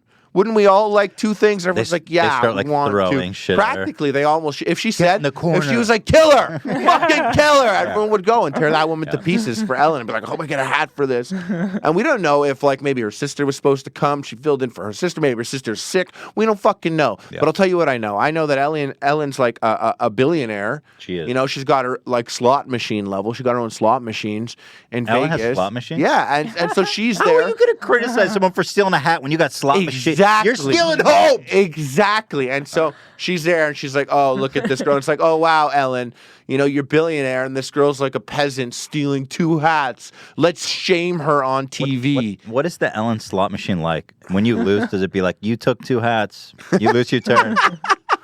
It is. It actually says claim prizes or claim both prizes. If you claim both prizes, like you get nothing. A webcam turns on and streams your face. Ellen like, pops up, you lying bitch. But like, is there sorry, Ellen, that not everyone's a billionaire. Dan sent but you a picture of it. Another one. Oh, Dan sent me something about Ellen. Another one was the Damn Daniel. Yeah. Yes. So Damn Daniel. Okay, let's say you're the Damn Daniel. Okay, and I'm other guy that says Damn Daniel. Oh, I got some pics of Ellen's. Oh man. Oh my God. It's about dancing. Come on. All right, sorry to pull that up, and everybody, you can open your eyes again. So, let's say you're Daniel. Yep. And you just came to school in your white Vans. Mm-hmm. Now I'm here with my $600 iPhone, and I'm like, damn, Daniel, back at it again with the white, and I do that. And you're like, haha, shut up. And then I'm like, damn, Daniel, every day, damn, Daniel, damn, Daniel. Right. Okay, now if we just black and white it, you are the star. This wouldn't exist without the star. Mm-hmm. However, this other kid, he bought this iPhone and he uses his data and he is the guy saying, damn, Daniel. Mm-hmm. Like that is his phrase, So I would say that they're equal in this scenario. I would say that damn Daniel's the artist. The guy making He's the creator. Yes, and this is just the star. This is the main actor, and this guy's the director, the writer, the producer, and distributor. It's his creative work. Right. So let's just split it half. Let's say they're okay. They both go on Ellen. She gives that guy Daniel a lifetime supply of Vans. He's already got some slick new shoes. But now he has a lifetime supply. This guy, the friend that came with him, a surfboard that says I went on the Ellen show. Was she trying to be rude to him? I think no. She wasn't trying to be rude to him. What she's trying to do, in my opinion, is subtly place the seeds for a treacherous backstabbing of these friends Bring down them the line. back in a year. These kids they're not friends anymore. No way. And now he's like, oh yeah, Daniel, why don't you just do it with your Vans that you have a lifetime supply of? And all I got is this fucking surfboard. And he's like, bro, you were always jealous of my white Vans. That's why you filmed me in the beginning. And then they fight each other. Who knows? But you know what I mean? So she's breaking up friendship. That's what I think. And what a nasty witch. How is it hard? Her fans are crazy, by the way. Is if they it hard? see this, we're done. Whatever. Whatever. I got scared for a millisecond. I thought you were like, oh shit. I forgot about the Ellen K-pop. fans. I fought K-pop fan base. I thought you were a K-pop fan. Every day I fight for that. Oh, you fought against the haters. I fight against K-pop fans. Wait, I thought you were for K-pop. I am. That's how fucked up these kids are. There's civil war in the K-pop level. Tell me about the K-pop landscape. I like some K-pop bands, some boy bands. I find them mesmerizing, fascinating, and I think that they're the pinnacle of money spent on pop music and designer clothes. And it's like they're born and bred. Like they're like Spartans, except instead of kicking ass, they're a boy band. Right. They're born from the beginning, and like they throw other kids, like other Koreans, in the garbage that just don't have the look. They're like, nope, in the trash. This one, the pop singers do that. They're if you thought the Backstreet Boys were corporate chills, you have no idea what it's like in What I Korea. thought you loved them just like 5 seconds ago. I do love them, but you just called them corporate chills. Sometimes when you talk about something like in a way, it sounds worse than it is in real life.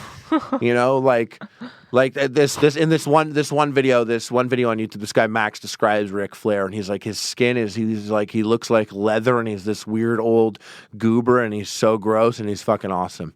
And it's true. Some things sound worse when they're explained, but when you take it in, these guys are nothing but, they're corporate chills. But you love them all the same. They're the best. Okay. Right. I get you. I understand. So they're just born and bred to be the best at this, and this is a very specific thing. They're groomed. Exactly, to be in a boy band. Right. And their fans are very territorial.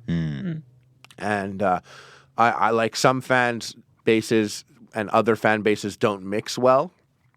And I went once and I was like, I love BTS. Haha, my boys are so sick. And this one's my favorite. And then literally people were like, you fucking stupid jar of mayonnaise. I'm going to slit your throat if you think you could be fan of BTS. They fucking hate white people. Fuck you. And I was like, whoa, this is really intense. And they're like, can't be racist to white people, bitch. I screenshot so many people, all different types, all different walks of life on Twitter, being like, you fucking scumbag, if you think you can be a fan of BTS, I'll kill you. I swear. And I'm like, dude, that's crazy. And they kept sending me pictures of like jars of mayonnaise crying. Why? Why a Because jar I'm white. of mayonnaise? Because I'm white. So You're I'm sad mayonnaise boy. I'm sad mayo boy. Whoa, the Koreans are ruthless. I was like, that's racist. And they were They're like, like, fuck yeah, it's racist. They're like, no, you can't be racist to white people, you fucking idiot. Oh. And I was like, what? I'm like, people think that. And then I went, look, and I'm like, oh, this is just completely interesting on so many levels. Dude, I kind of want to get into K-pop now. I got like a list for you. I got like a list of places. It's like, I don't care about the music. I'm just interested in the beef. Yeah, and once you just go out there, I got just like if you went up right now and you're like I'm a huge fan of Jungkook, like you'll see your mentions are going to change. Who? Wait, Jungkook? Yeah, Jungkook. You write that, and sounds like that's a Korean pop. That sounds like a cowboy. Yeah, it's so weird. It's like a twist. But I bet if you see it spelled, they're gonna hear us. Dude, they're throwing mayonnaise through the window right now. That's interesting. Yeah, and I was like, oh yeah, this is awesome. And people were like, I'm gonna fucking kill you. I swear, they went crazy. On the surface value, it's like, oh, that's wholesome. Everyone's having fun and singing and dancing. And then underneath, It's just stabbing. Like, don't ever first. So obviously, what I did was I was like, well, in that case, I guess I'm going to be the fan club president. Mm-hmm. So like my bio has said fan club president for like the last like 6 months, God. and I'll randomly get messages being like, "Yo, Mr. President, can I be in the BTS fan club?" And I'm like, hey, just wanting to be in the club gets you access to the club. Mm-hmm. All right? And I had some website like wrote an article being like, Harley Morenstein from Epic Mealtime is the BTS fan club president. And it was like literally like written on this like Korean website. And I was just like, oh shit. This is actually true and fucking weird. It's not only was it weird that I was wearing a K-pop T-shirt with like a young man's face on it, but I was at Dave & Buster's, which is also weird. I was having a weird night, and someone tapped me on the shoulder, and it was this like young girl, and I turned around, and she goes, "Are you the BTS fan club president?" And I swear to God, and I unzipped my jacket where I had the picture of BTS. I was like, "Yeah," and she went, "It is you." She stabbed Can you I in the get stomach. a picture? No, she Oh was a my nice God. one, at least. Yeah. So she recognized you as the fan club leader. Yeah. Wow. I was like, damn, serious brand pivot working out for me. Who saw that coming? Crazy. Yeah. I got a couple of videos. You want to watch some videos? Yeah, I would love to. I've got. Did you hear about this Count Dankula shit? The dog, that's the Nazi dog? Yeah. Yeah. If you guys probably mostly heard about this, but I'll show you a little clip. I haven't actually had a chance to talk about this. I've been meaning to talk about it for a long time. This guy trained his girlfriend's pug. She's always, doting over this pug, saying I was the cutest thing. Doting? Is that a word? Did I say that right? Whatever. You guys know what I mean. I know what Loves you the mean. damn dog. Yeah. And the dog, he taught the dog how to Heil Hitler. This video just got demonetized. The algorithm's like, algorithm's like, Heil Hitler? Nope. So here's the video. Anyway, he got locked up in the UK. So that's a happy ending. Girlfriend is always ranting and raving about how cute and adorable her wee dog is. And so I thought I would turn him into the least cute thing that I could think of, which is a Nazi. Buddha. So here you can hear him saying it's the least cute thing. Mm-hmm. Yeah. A Nazi. Yeah. Not glory to Hitler, And the weirdest thing is like he said that he thinks it's not cute. He thinks Nazis are not cute. So now he's talking about it and he's established his side of it. Yeah. That he doesn't think Nazis are cute. So then we're remembering the Nazis, which is an important thing. Right. We should remember that that's a fucked up time. That's true. And we should remember it. And if we remember it through joking or whatever, let's do that. But he started it off by saying this, and like actually remember the I hate Jewish people PewDiePie thing? Mm-hmm. Yes. I always thought that entire video would be completely different and changed if he actually right off the bat said it. And I just want to say, I do not hate Jewish people. Right. And then went through with it. Right. It means something so different. And I've watched this and I've gone over this before. Right. But like, it's really important that he paused there because he said, I thought of the least cute thing. No, that context is super important. Exactly. He put him where he is. Yeah. I feel like it seems so logical to anyone, right? Everyone that we would talk to seems to be on the same page. I just don't understand what is going on. So let me basically, I thought it was pretty funny. I was giggling to myself as I watched this. He says, gas the Jews and all that good stuff, and the dog Heils Hitler. Let me find one, because it takes him a minute to train the dog. Come on, that's funny. The pug's a Nazi. Oh my God. I'll say the accent is too spooky. He goes a little too German on the accent. It gives me like too real. But what I'll say is like, okay, so in the UK, apparently you're not allowed to make Nazi jokes, and they're actually sentenced his ass. They're gonna throw him in the slammer for a joke. He's gonna be in jail. Yeah. He's gonna be every day. He's gonna be in jail. He's like, I fucking cannot believe that I'm in jail. And for every person that's like, what are you in for? Well, I'm assuming that they do that from the movies. Yeah, and he's like, honestly, I taught a pug to salute Hitler. And then privately, like, this guy's a violent rapist. And they're like, and then you fucking killed There's no way. And you killed, who would you kill? Yeah, exactly. No, I taught this. Well, my reaction is, I don't know what the laws are. And I'm not English. I don't know what it's like to grow up there. But I'll say this. It made me appreciate this God-blessed land of the free, where free speech is free speech is an actual right that we have. And that would never, ever happen here in America. And it's crazy to think that even in UK, the birth of civilization, someone can go to prison for something so insane. And it makes you really appreciate what it means to live in America. And I gotta say, this is what's interesting to me is, let's say I taught you how to kill someone. I just showed you how to kill. Showed you how the fastest way to kill someone with a knife, and I showed you and I trained you for a year on how to kill someone. Mm-hmm. And then you went and killed someone. Right? Right. You did the crime. Yes. But maybe I should go to jail too. Maybe. Right? But it was you. Mm-hmm. You should be punished. Mm-hmm. I don't like the idea of this guy going to jail at all. But if you really want to black and white it, that dog's a Nazi. What are we going to do with that Nazi dog? Yeah. What do we do with it? Right. We got a dog out there that will hail Hitler, Right. that watches Nazi propaganda. The guy's locked up, but he knows the difference. Does the dog know? No. And what's messed up to me is, I hate to say it, but like, you follow that logic, you got to put that dog down. We have to put that dog down. Yeah. Well, it's not that I want to see that, but if you're going to continue the crime, you have to gas that dog. Yeah, exactly. Exactly. Justice. You really do. I would And like to see the police gas that dog. And I don't want that, but like, you know what? Like, if you don't think that anything should happen to that dog, then you shouldn't, and nothing should happen to that guy. Absolutely. I can't believe we're talking about killing Your dogs move. now. Your move, UK. We started off talking about killing dogs. Yeah. Right. I think we should end it. We'll make sure to touch back on killing dogs at the end of the show. Yeah, I just was like, when I saw that, I was like, I don't know anything about the UK. I don't know about their laws. I thought that they had the same freedoms we have, but apparently not. I guess you can't joke about the Nazis. I remember I went on a cruise way back in the day, like literally like 15 years ago. And I was hanging out with some kids from America, and there was a couple of UK girls there. And one of them at one point was just like, oh, like if something came up. And I was like, oh, yeah, I'm Jewish. And he was like, you're Jewish? Mm. You're Jewish. He's Jewish. You're Jewish. Like, yeah. And like, oh, wow. I never met a Jew before. And he went on to talk about Jews, and a lot of the stuff he said was very racist, really fucked up. And the UK girl was like, if you said that stuff in the UK, you can literally go to jail. Huh. And in my head, I was like, oh, she's goofing around.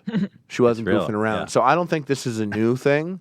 Right. I think just that's how serious it is. I know in Germany, and that makes more sense to me, that like if you talk about Hitler or Nazi propaganda, you'll go to prison. That makes sense to me in Germany. They don't want to do that whole thing again. Yeah. That didn't work out. Yeah. Although in a weird way it did, because Germany's prospered. They took like a weird route there, but they seem to be doing well now. Hey, not that bad. Start a couple world wars. Like, yeah, we made a couple of mistakes, but like it worked out. It's almost like you said, a couple false starts, and you find your footing in the end. Who am I to criticize their plan? Now, would you go to jail for that joke right now? Possibly. If you In were Germany, in the UK? possibly. In the UK, I don't know, maybe. I'll never go in there but again. But there's the possibility that you could. Yeah. That's I try scary. way too hard to be a funny person to ever go to the UK That's right. comfortably again. Because that's the American spirit. It's like, if I want to say I'm going to F a bunch of frickin' flips, gas a bunch of Jews. That it is a word. That is a word. Gas. No, if you said a word. F? The F word. That is a word. That's a derogatory word. Right. I swear. What's your point? What are you saying? Oh, no, because I thought you were trying to say it to like bypass a word, but then you ended up saying one. Oh, it counts. Oh, here's my ultimate point. Yeah. Okay. There were UFOs on the news like 3 months ago. You guys see those videos? No. Full on UFOs, like F-16 fighter pilot jets being like, what the fuck? It's a UFO. Look at that. And it's spinning and it's doing weird shit and it's all missed that. I swear to God, I believe aliens can invade Earth. They will be at our doorsteps. Like, it'll be like Independence Day, motherships Are you all waiting over. for that? Are you expecting that? It would be pretty cool. I hope I'm alive for it. But I'm just saying it could be there. That's where we could be at. Uh-huh. And no one will talk about it. They'll be like, oh my God, this guy said something homophobic on Twitter. Let's go get him, boys. Let's get him. And that's priority. The mothership is The currently aliens over can- New York. Yeah, they could But be did you here. hear what Dankula said about the Jews? Yeah, exactly. They'll be like, that is borderline anti-Semitic, and I think we should talk to him right now. Yeah. Those aliens, they could fucking wait. Yeah. And I just feel like that's where we are on It's pretty on bad. planet Earth now. Did you follow Yeah. the whole me being accused of being transphobic? That's what I thing? was referencing earlier. Yeah, that was very reaching. So I'm like, I saw that. I'm like, how far are we reaching now? Yeah. And I saw that girl's post. I was like, oh, she's just been waiting to use that meme format. You know that format where you say that? Well, I think she's just been waiting to do that and to just, she's like, oh, here's where I could jump in on it. And she used it, and then it's like, oh, Well, at first we thought I thought at first it was some sort of a joke that I was missing, like a meme, I don't know. But then I realized it was serious. I didn't see anything like, I don't know. No, it's insane. We did a video. We put up a video, and there was some weird jokes in the video. And I was like, oh, let's take that out. Let's take that out. I edited this video, like, so that it had some weird stuff pulled out, and then I put it up. And this girl on Twitter was like, I watch all your stuff, and this one really got to me. And I was like, oh, why? I will take criticism sometimes, I was like, why is that? She was like, I just felt like it was really offensive to vegans and really super rude to vegans. And now I know that we made some jokes towards vegans, but we definitely didn't go anywhere like they should fucking die or anything like that. It was just 10 out of 10 hilarious jokes. And that was it. And I was like, oh, I'm like, did I offend you? She's like, no, I'm not vegan. I just felt that it was very offensive. And I was like, okay, which part? And she was like, I'll have to watch it again. And I was like, this is the problem here. Because you're not vegan, but you feel like it's offensive, and you're going to go back to try and find out why you maybe felt. It's just that everyone's got their sensors up on so sensitive that, like, I sometimes see things. I'll watch something and I'll see it and I'm like, oh, I bet people will get offended about that. Every day things happen. I look at that. I'm like, oh, people would get offended about that. Right. I kind of like what you said. I was watching your Twitter video about the Dr. Disrespect, his Asian guy character. Yeah. And I like what you said in a way where he was denying that it was racist. And you're like, I like it, it's funny, and it's racist. And it's racist, yeah. But it's like, okay, I kind of like that acknowledgement of being like, well, first of all, I'm not acknowledging that what I said is transphobic. I don't want people to make No, they're very different scenarios. But to be like, okay, I chose to make a racist joke for the sake of comedy. But I think the most important thing that nobody fucking considers of everyone who loves to get angry all the time is that what really matters is the intention. Yeah. You're not someone who wishes harm or has bad intentions if you make a racist joke that is harmless. Because there's Well, that's it. Like, I'm like, dude, I love one of my favorite comics, Anthony Jeselnik, says the most terrible things ever. The most terrible things ever. If he ever were to be like, it's not that bad, it'd be kind of fucked up that he says that stuff. It's the fact that he's like, oh, I know. Yeah. People know that I say fucked up things. And I'm a huge fan of Dr. Disrespect. And, like, when he does, like, the, like, basically mimicking a Chinese person speaking mock Chinese, even though I think he's hilarious at it. And what do I know? I'm a white Jew. How could I ever know if that is offensive? But if someone gets offended... I love that we have to give that disclaimer. I don't know anything. I'm a white Jew. I hate that. I had that problem, too, when I was making that video about, like, my response to the trans shit. I was like, I was thinking about saying something like that, but it's like, I'm just a white Jew. Yeah. I don't know anything. You want to preemptively, like, just stop those comments from coming up. I know, but it's like... What I settled on is this. Yeah. If you went and you stubbed your toe, and you were like, fuck, it kills it. And I was like, let me see. And I looked at it. I'd be like, oh, it's fine. You're not hurt. It does hurt you. Yeah. I got to trust that it hurts you. That's all. So if someone Asian is like, that's fucked up, then I'll be like, Their what? Pain is real. Maybe it is. I'll believe you, because someone can go and, like, shake a jar of pennies in my face, and I'll be like, that's fucked up. And they'll be like, no, it's not. And I'm like, well, now it was kind of, it was a hack joke, but now that you're saying it's not fucked up, I want to fight you, because it is fucked up. But, like, you just need to just know that it's fucked up. And doing, like, the mock Asian thing is racist. You can't yell ching chong at a Chinese man and then say that it's not racist because it's, I think he was like, yo, my girlfriend's dad's Hawaiian, bro. It's cool or something like that. Which is like, that doesn't cut it, But I was having a good time laughing at some funny content that I thought was funny, but I'm a terrible person, so I can laugh at racist things. I don't think you have to be a terrible person. Except we need a terrible person. Insinuate that I'm terrible on that the most sensitive person will find a million reasons to get annoyed with me. And that's the problem. But I think joking about sexuality and races and all that is important. And I think joking about the Holocaust is super important also. I think it's important. If we're like, joking is an art. We'll remember things by how we laughed at it or whatever. And if you, like, in that scenario, I wished that he would have been like, either A, like, my name's Dr. Disrespect. What the fuck did you think? Right. Other than I would disrespect the bitch. I'll disrespect the whole race and, whatever. But then it got to like a weird quasi place. By the way, I didn't follow the whole. I didn't see his response. I just saw. I like how you explained. Yeah, well, because I felt like it could be taken. What I said could be taken and applied to lots of things. Right. Where it's just like recognizing what you're doing, like like the PewDiePie's. Like I know it. Like the guy invited me to sleep on the couch at his house if I ever wanted to go and film with him. I don't think he hates Jewish people. He knows very well I'm Jewish. I don't think that's. I never thought that. But the content, the joke was anti-Semitic in definition, but he is nowhere near an anti-Semite. You know what I mean? Like in my experience with him. No, he's not. You know what I mean? So like, it's like people take the joke and it's just comedy is at risk. That's right. I'm always pro comedy. That's right. I'm always like, what I hated the most was growing up is if someone would make like a racist or homophobic remark. And I might say something, but I might make like an anti-Semitic one, and then a Jewish person would get offended, and I'd be like, no, you're ruining the game. Because the game is all or nothing, and if you're going to get mad at one of them, then you're going to ruin the whole concept of the game. And for me, like I like pushing buttons, I like being extreme. So I'll always default to saying something about Jewish people, because I can go to that far edge and then be like, oh, it's our word. The K word, I could say that. It's fine, And if someone else said it, I'd be like, oh, as long as it's funny, let him do it. If it's not funny, let's make fun of them for not being funny.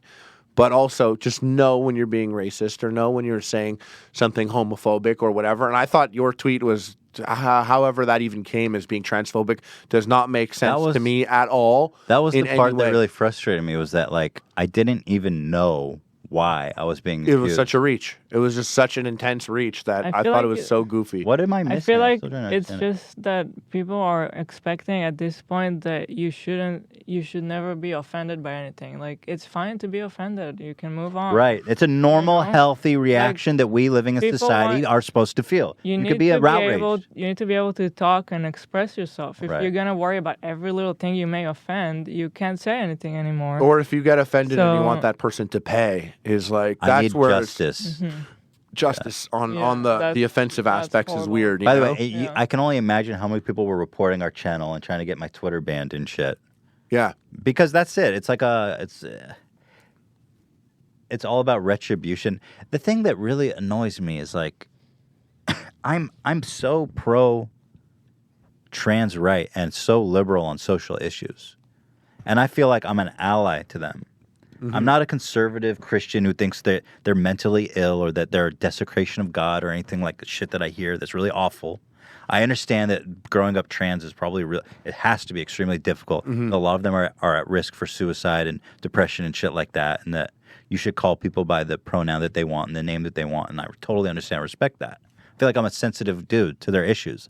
And it's just, so it's like, why are you trying to ruin that alliance? Yeah. Like, I'm on your side, dude. Why are you segregating us? People jump the gun on pointing fingers, and what's weird about it is, like, what I don't like is, like, now if someone this week were to Google your name, it's just attached to something that says like transphobic, and that just exists and it's there. And then obviously, like, some websites will mention it or talk about it, Ethan and then Klein, it becomes who was recently accused of being transphobic, which is that's 100% true. Yeah. You were recently accused of that, and whether it's true completely or not, baseless and completely nonsense. Let's not get into that though. Yeah, even like I was listening to the podcast with Shane, like how terrible that is. The whole Shane Dawson is dude. That was insane. That's fucking that's 12 on 10 scary shit. That Twitter news that they featured that exactly, and how fast that gets out of control. Like, this is minor compared to that. Yeah. Big time. Yeah. But that's insane. Like, and that's what's scary is like this day and age. Like, something could happen. Someone could be accused of one thing or whatever, and then before you know it, you're in this box or this bin where the company of that bin is 10 times worse than what you're even falsely being accused of. Right. And that's what's weird is you get thrown into these bins. We categorize people. First, I think that Twitter should be deeply ashamed of that whole Shane Dawson thing. That was just shocking. I think that's borderline like... It's America. You should sue them. I genuinely think that what they did was borderline... I can't remember the fucking word. What is it? Defamation. Yeah. What they did. I know they have some exemptions if they're like journal, but you have to have, there's some journalistic standards. Yeah, like you should use that power to correct yourself the next day. They never on did the it, front and page. they kept it up for a long time too. So fucked up. Yeah, just fucked up. But that was one thing. It's like one of those underside risks of doing what we do. Is you put your name out there, and like you said, you go on the mic and you talk on the mic nonstop. You're gonna say some dumb shit or whatever, or maybe you don't. But people will piece together some dumb shit or say something. You can easily remove context from anything. There's this picture. Like this picture that like I could see why someone would think it was me. Like it almost it sounds so bad. But I could show you the picture if I find it on my phone. But it was just this picture, and it looks like a guy that like could almost be me, but he had like a tattoo that I don't have a single tattoo. What did you do, dude? It was him, and then it was this girl that looks like it could be another YouTuber. Mm-hmm. Like really, if you wanted it to be, and their faces were blurred. But like they were like naked together, and like it looks like it could be me and another YouTuber. And I just remember like the week that it went on Twitter, like in 2014, people were tweeting it like crazy. And like my girlfriend at the time was just like, "Look, is this you?" And I was like, "Yo," I'm like, "Look at my shoulder." And this is like my girlfriend. We're in the same apartment. I'm like, "Look at my shoulder. I have no hair. This guy's got hair all over." And she's like, "You're lucky." And I'm like, "I am lucky." And it's like, this is you. But the people that are looking at this picture, they don't have me showing them my shoulder. They don't know me as well. They're just like, damn, dog, look at you two. You did this. And it's like not a thing that happened, That's crazy. But yeah, it's just wild. It's just what it is. And it's funny because like I'm sitting here like sharing this with you guys right now. And like there's still an element of me that's just even randomly sharing. There wasn't even anything bad to it. There's nothing bad to it. It's like, okay, yeah, we fucked each other even. Let's just say that is what happened when it's not. But, like, I'm still sharing it. And it is somewhat an innocent enough thing. And I'm casually sharing it. And, like, I know it's not. But there's still an element of, like, you get this aspect of, like, I don't know if I should believe this motherfucker. It was you, dude. He would do that. Definitely you. I was like, you fucked there. He would fuck this guy. Hey, this Who guy was would it? fuck. Who was it that they thought that you fucked? I don't want to say because I feel like it's like a thing, and then it's like kind of like a thing, But it's definitely not someone that would ever fuck me. Someone that I know well enough, and I would tell you that they would never. That's fuck exactly me. what you. So would say. if they I'm go, kidding. if they go back deep enough, Every time I meet you, you have the best. You've got all the juice, all the stories. You were there from day one. I know a lot of it you would never say on camera. Because every time I see this guy, he's telling me shit that's blowing my mind. I was just like, what the hell? Like, how do you know that? Like, are you serious? Best shit. Is there any stories that you can tell on camera that is just like the greatest, craziest YouTube shit? What's a good one that I could tell on camera? The best shit, you guys. I'm telling you. Get this guy off camera, he'll blow your mind. It's too bad. Like it's too bad. Like 90% of them are like incriminating to some of your everything favorite you told me was YouTubers. extremely incriminating to all of our favorite YouTubers. Yeah. I remember there was a point like where like it was like, Toby Turner? Of course. Toby Turner was like the great Gatsby of YouTube at one point, where he had parties every single weekend at his house, and they were like extravagant parties, like Thursday, Friday, Saturday. And I just remember going to those parties and being like, something bad is going to happen here. Something bad will happen. There's just too many YouTubers, too many people getting fucked up. I just feel like something bad will happen.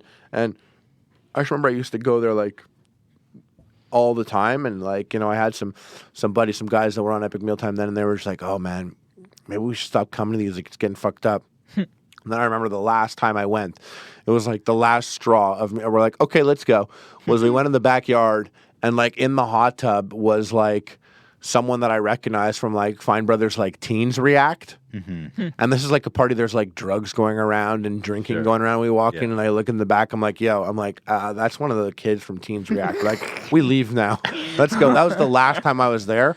But anyone who's ever been at a Toby Turner party, who's ever gone to any of those, they've been fucked up. They know exactly. They got fucked up. Everyone's been fucked up at those parties. Everyone, like every YouTuber, if they've ever been like, "Oh, I remember that I was at a Toby Turner party, and they were on on ecstasy, probably." Yeah. Everyone. Those were the days, huh? Crazy. Those were the YouTube days, weren't they? You know what's funny is like my experience on YouTube going through so many phases that I have been. I can recognize enough that sometimes someone will say to me, like, if I talk to one of the guys that used to be on Epic Mealtime, they're like, "Man, then whatever, man, those were the days." And then a part of me thinks, I'm like, these are the days. And I know that's like a weird thing to say, but like we are still in the days. And I know that like there were times where I'm like, oh, those were the days. But like these are the days too in a weird way. Like I had like the days where I remember that when like Epic Mealtime was like fastest growing #1 channel on YouTube. It was like, you know, like 10 million views a week, and we were like going like up like 25,000 subscribers every week. And back then, that was a lot more than those it is were today. those were the days. Were ungodly numbers. Yeah, it was messed up. Those were the days, and it was like Food Network was like had a show where they had a guy that looked exactly like me, but he was just like doing like we're doing outrageous foods. It was like outrageous mealtime or something. Right. And like, you know, huge corporations are trademarking our brand. And like to an extent, those were the days. But then after that, you know, we moved to LA. And living in LA, like those were the days. And then we got to work with like some people like Arnold Schwarzenegger or Seth Rogen, James Franco. And I'm like, those were the days. But like then there's an aspect of it where I sit about, like I think about the times where we've met, where I met you guys at the YouTube thing or something like coming here. And I'm like, these are the days too. Like pizza in a bag for me is like, these are the days. There are like the days are like, there's just so many, you know, there's just like, it's all the days. Like it'll all be one when you look back in 20 years from now, it'll all be the days, you know, like the Joey salads and like, you know, the lawsuit and the podcast, everything will be like into the days. Yeah, those are the days. That's all. I think that's healthy. I think that's a good outlook for anyone who's listening, because I think people have a tendency to be like always looking back. Yeah, romanticize the past. Truth is about the days too. I mean, Ela talk about this all the time. Like we idealized the time we were in Santa Cruz, and we're like, man, those were the days back then. Like we were broke. And now we even sometimes talk like that about the times in Israel. Right. Or the times in New York. But you romanticize it and you're like, those were the days. But when you actually like meditate and think back, you were miserable back then. There were a lot of complaining. It was fucked up. People are like, man, YouTube's so fucked up these days. I was like, dude, YouTube's always been fucked up. Yeah. You think it's fucked up now? People used to complain and be like, why is there 15 Taylor Swift parody music videos on the front page every day? Why doesn't my content pop? And like, there was always something like that. There was always an element, like, you know, people are like, oh, I heard this YouTuber's like not even that nice to everyone. It's like people said that about like Ray William Johnson back in the day. I think he hates me. Who? Ray William. Yeah, I bet. Why? I don't know why. I've never he's before my time on YouTube. Yeah. I didn't really watch his content. I know who he is. I know about his lawsuit case because he was our predecessor. He lost his case. We studied it a little bit in preparation for our case and why he lost and what, you know, why that happened. But he's a real interesting guy. I appreciate what he's accomplished. And I was like, hey, you should come on the podcast, you know. I'd love to, it'd be a really interesting conversation because we have a lot in commonality. The guy he watches videos. That's kind of what we do. We've both been in a lawsuit about fair use. So I tweeted at him. He didn't respond, but it got a lot of attention. Somebody showed me a screenshot. They've been following each other for a long time. For some reason, they know each other, I guess. And he's like, hey, you should go on the H3 podcast. I heard that he wanted to have you on there. And he blocked him. Straight up blocked him, dude. Wow. So, I mean, what's that about? So, I was kind of like, damn. I met him a few times in person. And he hangs out with Jeff Dunham, by the way. It's interesting. You know what? Because, like, you know what? Like, I come from a place where it's like this. If you make content, you put yourself out there, then you are open, game for discussion. We can talk about you. Mm-hmm. We can. That's just how it is. I think there's a fine line to that. Like I'm for, you know, the content you guys make. I'm about that. I find it weird, like sometimes when a creator will like, you know, talk about like an 11-year-old girl's Instagram feed. You know, I agree. Like Rice Gum content is weird to me. I agree with that. And there's a difference. But when someone like Ray, he's like, you know, he's a real person. I've met him before. He's been nice to me. I do know that he doesn't like being the topic of conversation. Huh. So I know even in this scenario, I from what I remembered of him, I haven't hung out with him in years, is he wouldn't like that I'm even discussing right now about him. But there's an element of when you become the top, there's an element we might never really grasp unless you've been there yourself. Like I remember when Jenna Marbles was blowing up and that skyrocketing, like how that affected her in my encounters with her personally. I saw Logan Paul when he was on Vine, and then I saw him when he was on YouTube before he popped, and then I saw him when he was skyrocketing. And there was something similar there. There's a similar... What is it? What happened? It's this detachment to an extent of like relationships and whatever, and there's this element of any person that you can think of or speak to, or people that would message you, there's an element in this position where it's like, what do they want from me? Sure. What does that person want from me? I definitely have an element of that. So if you're number one, and you've been number one, then you have that feeling with everybody. Yeah, sure. So, you know, like Logan had it, or I've noticed, I thought maybe Jenna may have it, but Ray had a strong aspect of that, you know, I'm sure he was one of the people that were there way beginning, way early on, and maybe there was that element of like, what does this person want from me? From me? Just him and to be on the podcast. Yeah, but like, God damn it, but Ray. why you trying to put me on blast about something? Who knows? Right. Yeah. So my encounter is this, and this is an important one to this scenario, is I went out and I tend to be someone who connects with everyone. I literally I met like one person on YouTube that I didn't like. Literally, everyone else like I liked. And I went out once, and it was a scenario where I went to this club, and Ray was going to be there, and Sam Pepper gave me a lift.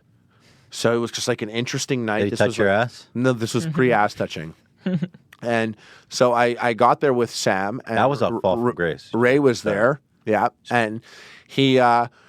This was the perfect encounter. That sums him up in a way. Sam went up to him and was like, "Oh my God, I'm a huge fan. I made YouTube because of you. I can't believe it. Like, it's just, you made me want to be a YouTuber." And Ray said to him, "I'm not a YouTuber." And then Sam said, "Ray William Johnson." And he was like, "Yep." And he was like, "Yeah, you're a YouTuber. I used to watch Equals 3. I loved it. Like, you made me want to do this. And like, you know, and I literally, like, I loved your channel." He goes, "Cool, but I'm not a YouTuber." And he goes, "Well, you were a YouTuber." And he was like, "I was never a YouTuber." And he was like mad, and he kind of stepped away, and Sam was like, to me, like, I'm getting mad. Like, I'm getting mad at him. Why is he saying he's not a YouTuber? Right. And I was like, well, let's be honest, it's pretty lame. But we all are. He totally is. Yeah. Yeah, we're all YouTubers, you know? But like saying you're a YouTuber maybe is an element that you don't want. Like, I knew that he, you know, he's a musician. He's a writer. He had directed content that did not go on YouTube. So if you just say you're a YouTuber, maybe he felt like that was limiting what he's done or whatever. But that encounter himself is, I don't know anyone else that would have had 9 million subscribers where 8.99999 of them would refer to him as a YouTuber, and one of them would refer to him as their son, you know, and everyone else would be like a YouTuber. So well, also that when a young, impressionable fan comes up to you and is just being nice and looking for a little well, who's also now in his own right, he was successful at that time. At that time, he was probably, I remember Sam was a big deal. Yeah, so it was like that in itself. It was just weird, and I'm in the middle, and that just right there, I mean, I guess to an extent can give you a hint at, you know, what's going on there. The mind frame, you know, so it might not be that he hates you, but it is interesting that he went and blocked that person. Just straight out blocked for asking. But I was like, shit, bro. But that comes from a really sour, toxic place. That's not a happy man who's blocking people just for asking. You know, I found it interesting. Yeah, like, so. You know, like Maker Studios had like a weird dynamic back in the day. Like, I used to go there, and it was very strange because it's like you have all these employees that want to be YouTubers and want to create channels, but they're now, until they get their break, they're working for other channels, and that person's coming in and is like, edit it better, bro. Interesting. You know, and it's like you're working for this guy's channel, but you want to be spending time on your own channel, but you're trying to work your way, you're trying to make something happen, you're trying to figure it out. So I think Maker just had a very strange dynamic. But I remember people used to bash Ray. Like, I'd go to VidCon and be like, VidCon, Ray's not even at VidCon. Thinks he's too good for VidCon. And my only thought process is maybe he's just really uncomfortable or unhappy, or, you know, like, I don't know. When I started doing YouTube, when I went to the first VidCon, I was shocked at how strange every creator was. I would go with my like, yo, you, oh my God, I love your shit. And they'd be like, ah. Interesting. And I was like, oh, it must have taken a particular type of person to be like, I'm going to go on this site, YouTube, which doesn't even make money yet. Yeah. And I'm just going to, for fun, talk to no one and say, like me, follow me, subscribe to me. And I'm going to upload it every day. And I'm not even like getting paid for it or anything. I'm just doing it because this is who I am. And I just noticed that I'm like, well, those people are different people from myself.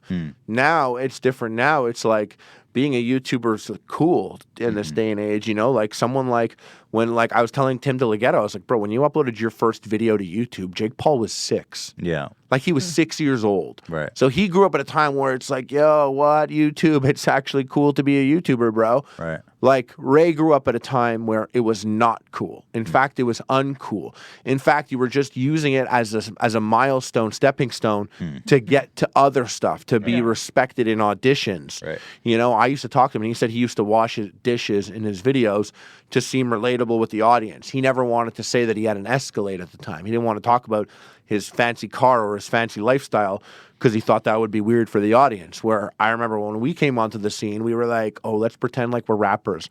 We're going to pretend we have money before we had money. Like we said YouTube money before we ever got our first paycheck. We were just like, let's just be like, we got $1 million doing cooking, you know? Right. But it was just to counterculture what was happening then. But he came at a time where it was like uncool to be a YouTuber. You know, so maybe he is just not a happy guy. I don't talk to him anymore. I don't know anything about the guy. He's an interesting dude, and I'd love to sit down and talk with him. I think it would be, and I'm sure someone's going to be like, Ray, they spoke about you at this moment, and check this out. Ray, you should definitely go on this podcast. Ray, here, if you block me if you don't want to come on, and if you do want to come on, follow me. Those are your two options. Yeah. You can't do nothing. Yeah. He is friends with Jeff Dunham. I've noticed that he's friends with Jeff Dunham. Who's my personal. They're friends. They just make video collabs together. They're friends. They're like cut from the same block of what? It's like work. They're cut from the same block of. I don't think he would work with someone that he doesn't like personally. I think if he's working with someone, he likes them personally. I think if he's working with someone, he's bringing them into like his circle. Know what? And I think it is what you just said. Connected with me. I think he's like doesn't even want to associate with this shit that's going on here. Yes. Because he's a big fucking deal. He makes collabs with Jeff Dunham. I think he wants to move past the most powerful comedian that's ever lived, who puts puppets on his hand and tells racist jokes through the puppet so that he's not accountable. He's friends with the great and wonderful Jeff Dunham, and he'll be goddamned if he come waste his time with me. He prefers to spend his time with Peanut. He prefers to spend his time with the talking jalapeno pepper that sounds like over-the-top Mexican. So I'm way below his level. Let me ask you this. Yeah. We didn't do the giant vape. Bring up the giant vape for Christ's sake. It's so important. We totally forgot. Yeah. All right, you got to hit this thing. It's customary that this is like ceremonial. Yeah. We usually do it in the beginning, but we forgot. So hit this monster, would you? Now, it's not a competition between the guests at all. It's been sanitized, so don't worry about that. It's been spit shined by Dan. Is there chronic in this? There's no chronic. It's just vape juice.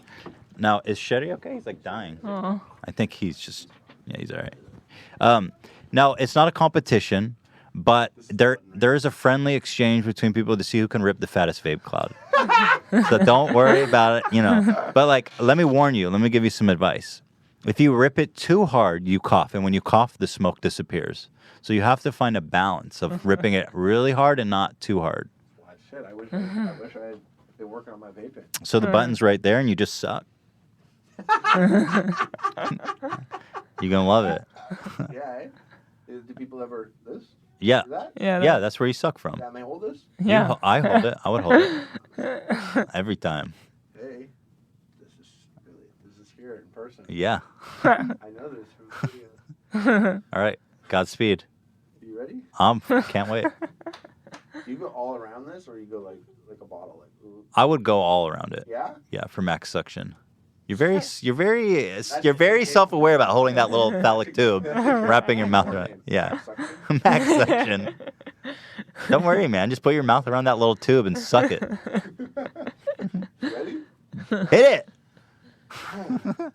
it. He's ready. Let's get the donation. Hit it! 500. Okay.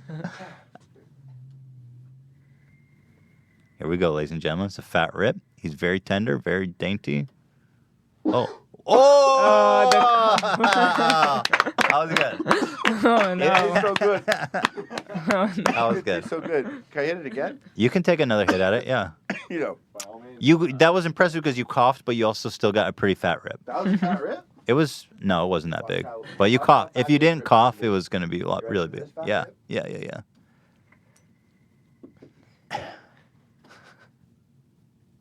That's a fat cloud. There you go, buddy. Fattest cloud in the game. Hey. Nice. All right. What flavor is that? Coconut? It's Coconut donut. Okay. Donut. I don't know anything. So, thank you for doing that, by the way. How was that? Good? Yeah, that was Did great. it hurt, the first rip? Yeah, a little bit. Oh, no. Sometimes I coughed it out and it's like it went, yeah. Sometimes when it's not been serviced, I don't know why. You just told me it was cleaned and everything. No. Now you're saying No, The it- tube is clean. The tube is clean. Not been used. But sometimes I don't know why it rips so harsh. It's like battery acid. So it's so funny. Vapes carry the worst. Like if you have a vape, you suck online automatically. Did you know this? Let me explain. I have an account on Instagram. Mm-hmm. It's literally a toy account. It's my side passion fun project. Mm-hmm. I have little dolls. I swear, 12-inch dolls of like Star Wars What figures is the and stuff. Instagram? It's called Young Toy Boy. YUNG, Toy Boy. Yeah. So I put this up, and sometimes I'll tell people how I made a picture. Like I'll be like, "Oh, here's what I did." Like, and I'll be like, "The background is cardboard. These are really well shot. I'm using the Hot Toys Ray picture or a sideshow Boba Fett and the Alien Open Queen." it on the- And then I'll say like, and then I use like a blue light, and I'll say I took my vape, which I literally bought the vape for this, Right. and I bought the vape For atmosphere. to blow it Yeah. into the picture so there's smoke in the picture. This is why I bought the vape. And I'll tell people, I'll put the picture up and I'll be like, yeah, check it out. It's the Sideshow Boba Fett. I put some cardboard in the back there and I blew my vape for the smoke effect. Right here. And then all the comments are like, you have a vape? Oh my God, you fucking loser. Kill yourself. You're so shit. You're so garbage. Wow, vape more, douchebag. Jesus. And I'm like, yo, I literally just took a picture of dolls. There's a lot of people These are trying like to kill you. These are pictures of dolls. I took a picture of dolls and I set them up with fake plants and everything like that. And I took the picture, and you're gonna come at me for the vape. Right. There's But like, way more problematic yeah, shit here exactly. for a grown like, man. Exactly. Yeah. I'm like a grown man lying on my tummy on the streets, taking a picture of toys. Dude, this is pretty And well then shot. people will be like, "Oh man, you use your vape? Wow, fucking, you suck, bro. You suck." And I'm like, "But how did that outshine the fact the that fact you're that a I'm grown taking man playing with playing with dolls?" These You know are what I mean? really crazy. Yeah, these are really cool, actually. Yeah. Dan, do you ever feel discriminated against? Because our producer Dan is a big actual vapor. Dan, do you ever feel discriminated against for vaping? No. I mean, Does anyone ever spit in your face? I see the hate online, but Not in real life. not in real life. Oh my I mean, God. they're probably talking shit behind my back, but whatever. 100% they are. I Dan, can tell you. when you leave, everyone's like, that vaping son Thank of a God bitch. he's They're like, this guy vapes? Wow. By the way, wow, I didn't want to stay in douchebag. front of him, but Dan is a pussy. He vapes. I don't know.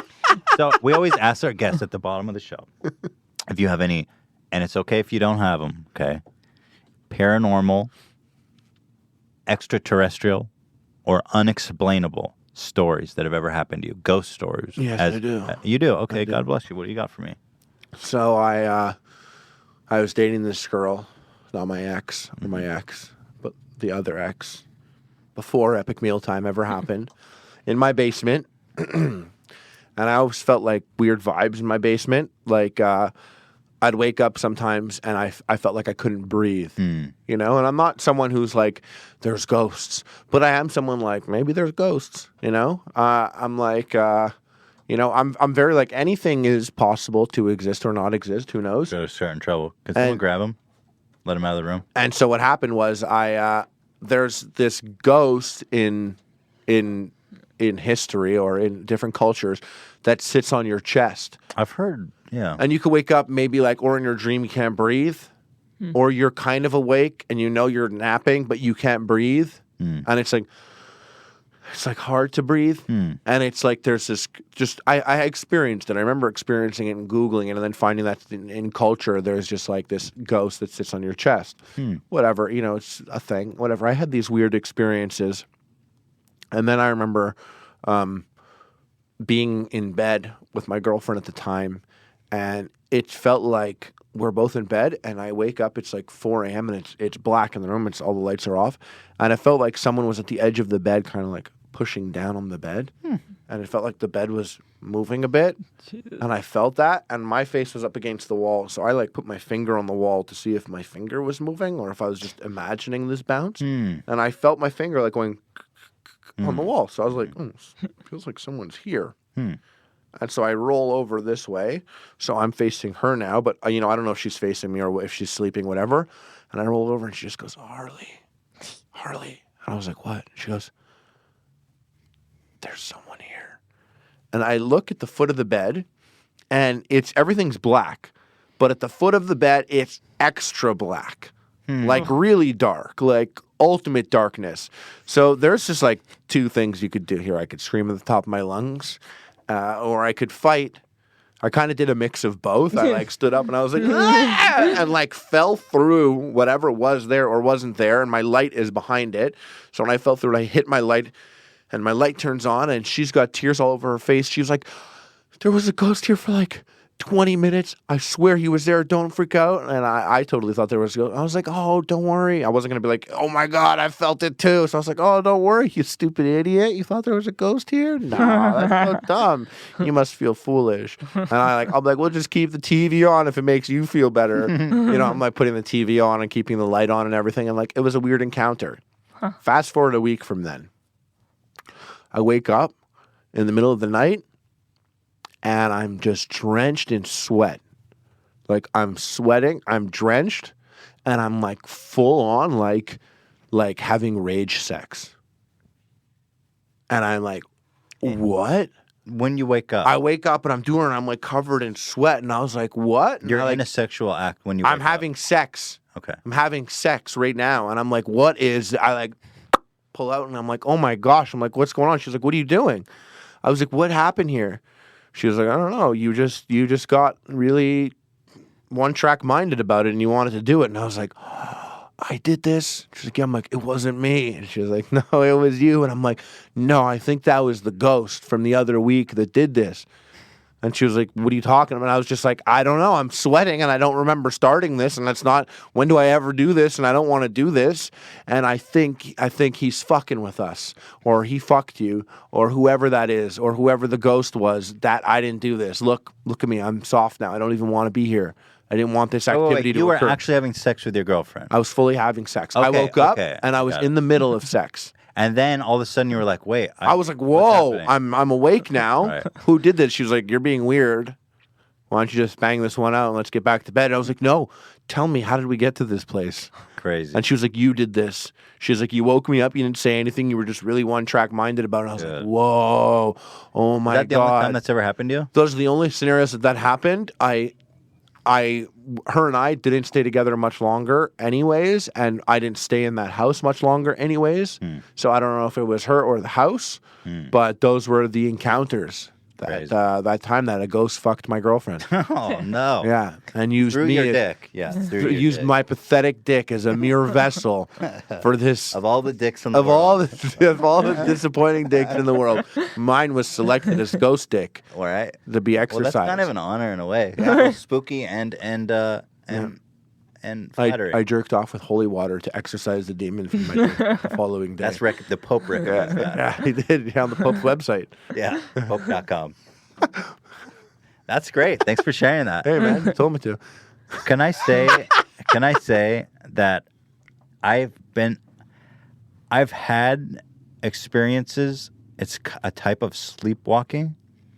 I happened for a period of like a year or two where same thing would happen to us, where I would wake up having mid sex, like I would wake her up and initiate it, and then come to and not remember it at all. I'd be like, oh my God. I was waiting to see if you'd bring it up, but yeah, it was. That's so funny. She's like, how much do you want to humiliate yourself? I'll let you do it. No, I don't mind talking about it. It's just a weird thing. And didn't you feel that ghost you was even better than you? Probably like he wasn't was. self-conscious. Like, oh yeah. I like after that you're like, oh, you thinking about ghost, eh? Thinking about ghost dick? Me? Yeah, I bet you are. No, but it was so weird because Ethan was just like he's awake, like himself, talking to me and everything. And then you just wake up all of a sudden, like, wait, what's happening? It's a weird one, man. Isn't that strange? It was and happening. then it stopped happening too. I don't know. Is it the house, you think? It happened in Israel only. I don't know. We moved. I feel like I don't Israel's know. old enough to be pretty haunted. There's so many ghosts fucking taking over my dick. In Israel, everyone's dick gets taken over every once in a while. I find some places to be more haunted than others. And every time I go to Hollywood, I walk into a hotel. I'm like, this place is so fucking haunted. There's so many disappointed ghosts that died here that just wanted so much more than they got. Right. And now they're bound to this room, and I'm trying to sleep. Oh no! You know, I have an audition tomorrow, and This is the this shit that's ghost, haunting me. yeah, this ghost is just pissed about this. They're gonna curse your audition. I've been cursed so many times in Hollywood hotels. I just feel like every single one is like, every time I go into a room in Hollywood, I'm like, someone died here sad. Oh no! Like every single room in Hollywood. Right. I'm like, someone had a terrible death in here. Oh, that's probably true. We got a room in Vegas and there was blood on the ceiling. On the ceiling? On the ceiling, and I came and I was like, oh my gosh, I showed my brother. I was like, Darren, I'm like, look at this blood. He came, he went like this. He went, ass blood. And I was like, who said that? Who told you that? He goes, I just bet it was. Ass blood. He actually said ass blood. For him, he assumed that ass blood would get on the ceiling first than any other blood. I'm trying to imagine a scenario where that happens. Like that he shoots a bloody diarrhea on the roof. I don't know. Every scenario I want to share is terrible. Ass blood. Yeah, ass blood. That he came in, he was like, "Oh my god, ass blood," and I was like, "Who said ass blood?" And he was like, "It must be." All right. Well, I'll leave you guys with that. Ass blood. And ghost dick. Yeah, And and he's in a bag in every let's Walmart in the USA. And let's not forget potato in the mirror. This stuff's great. I urge you all to give it a shot because it's interesting and I guarantee you've never had anything like it and it's really good. I love that you found a flavor raisin. You're putting it back in the bag. That one will touch the ground or something. I would have totally popped that raisin flavor. And I left some for the boys too. Flavor raisin. Oh, you did? There's a bunch for the boys nice. over there. Cool. Some buffalo one and pepperoni. Cool. And yeah, Well, that's right. congratulations. That's really exciting. you. Really cool product. I Yeah. hope that was really great Yeah. for you. I hope so. I'm hoping Americans do what I want them to do, and that's go to Walmart and buy Their pizza in fat a bag. fucking faces.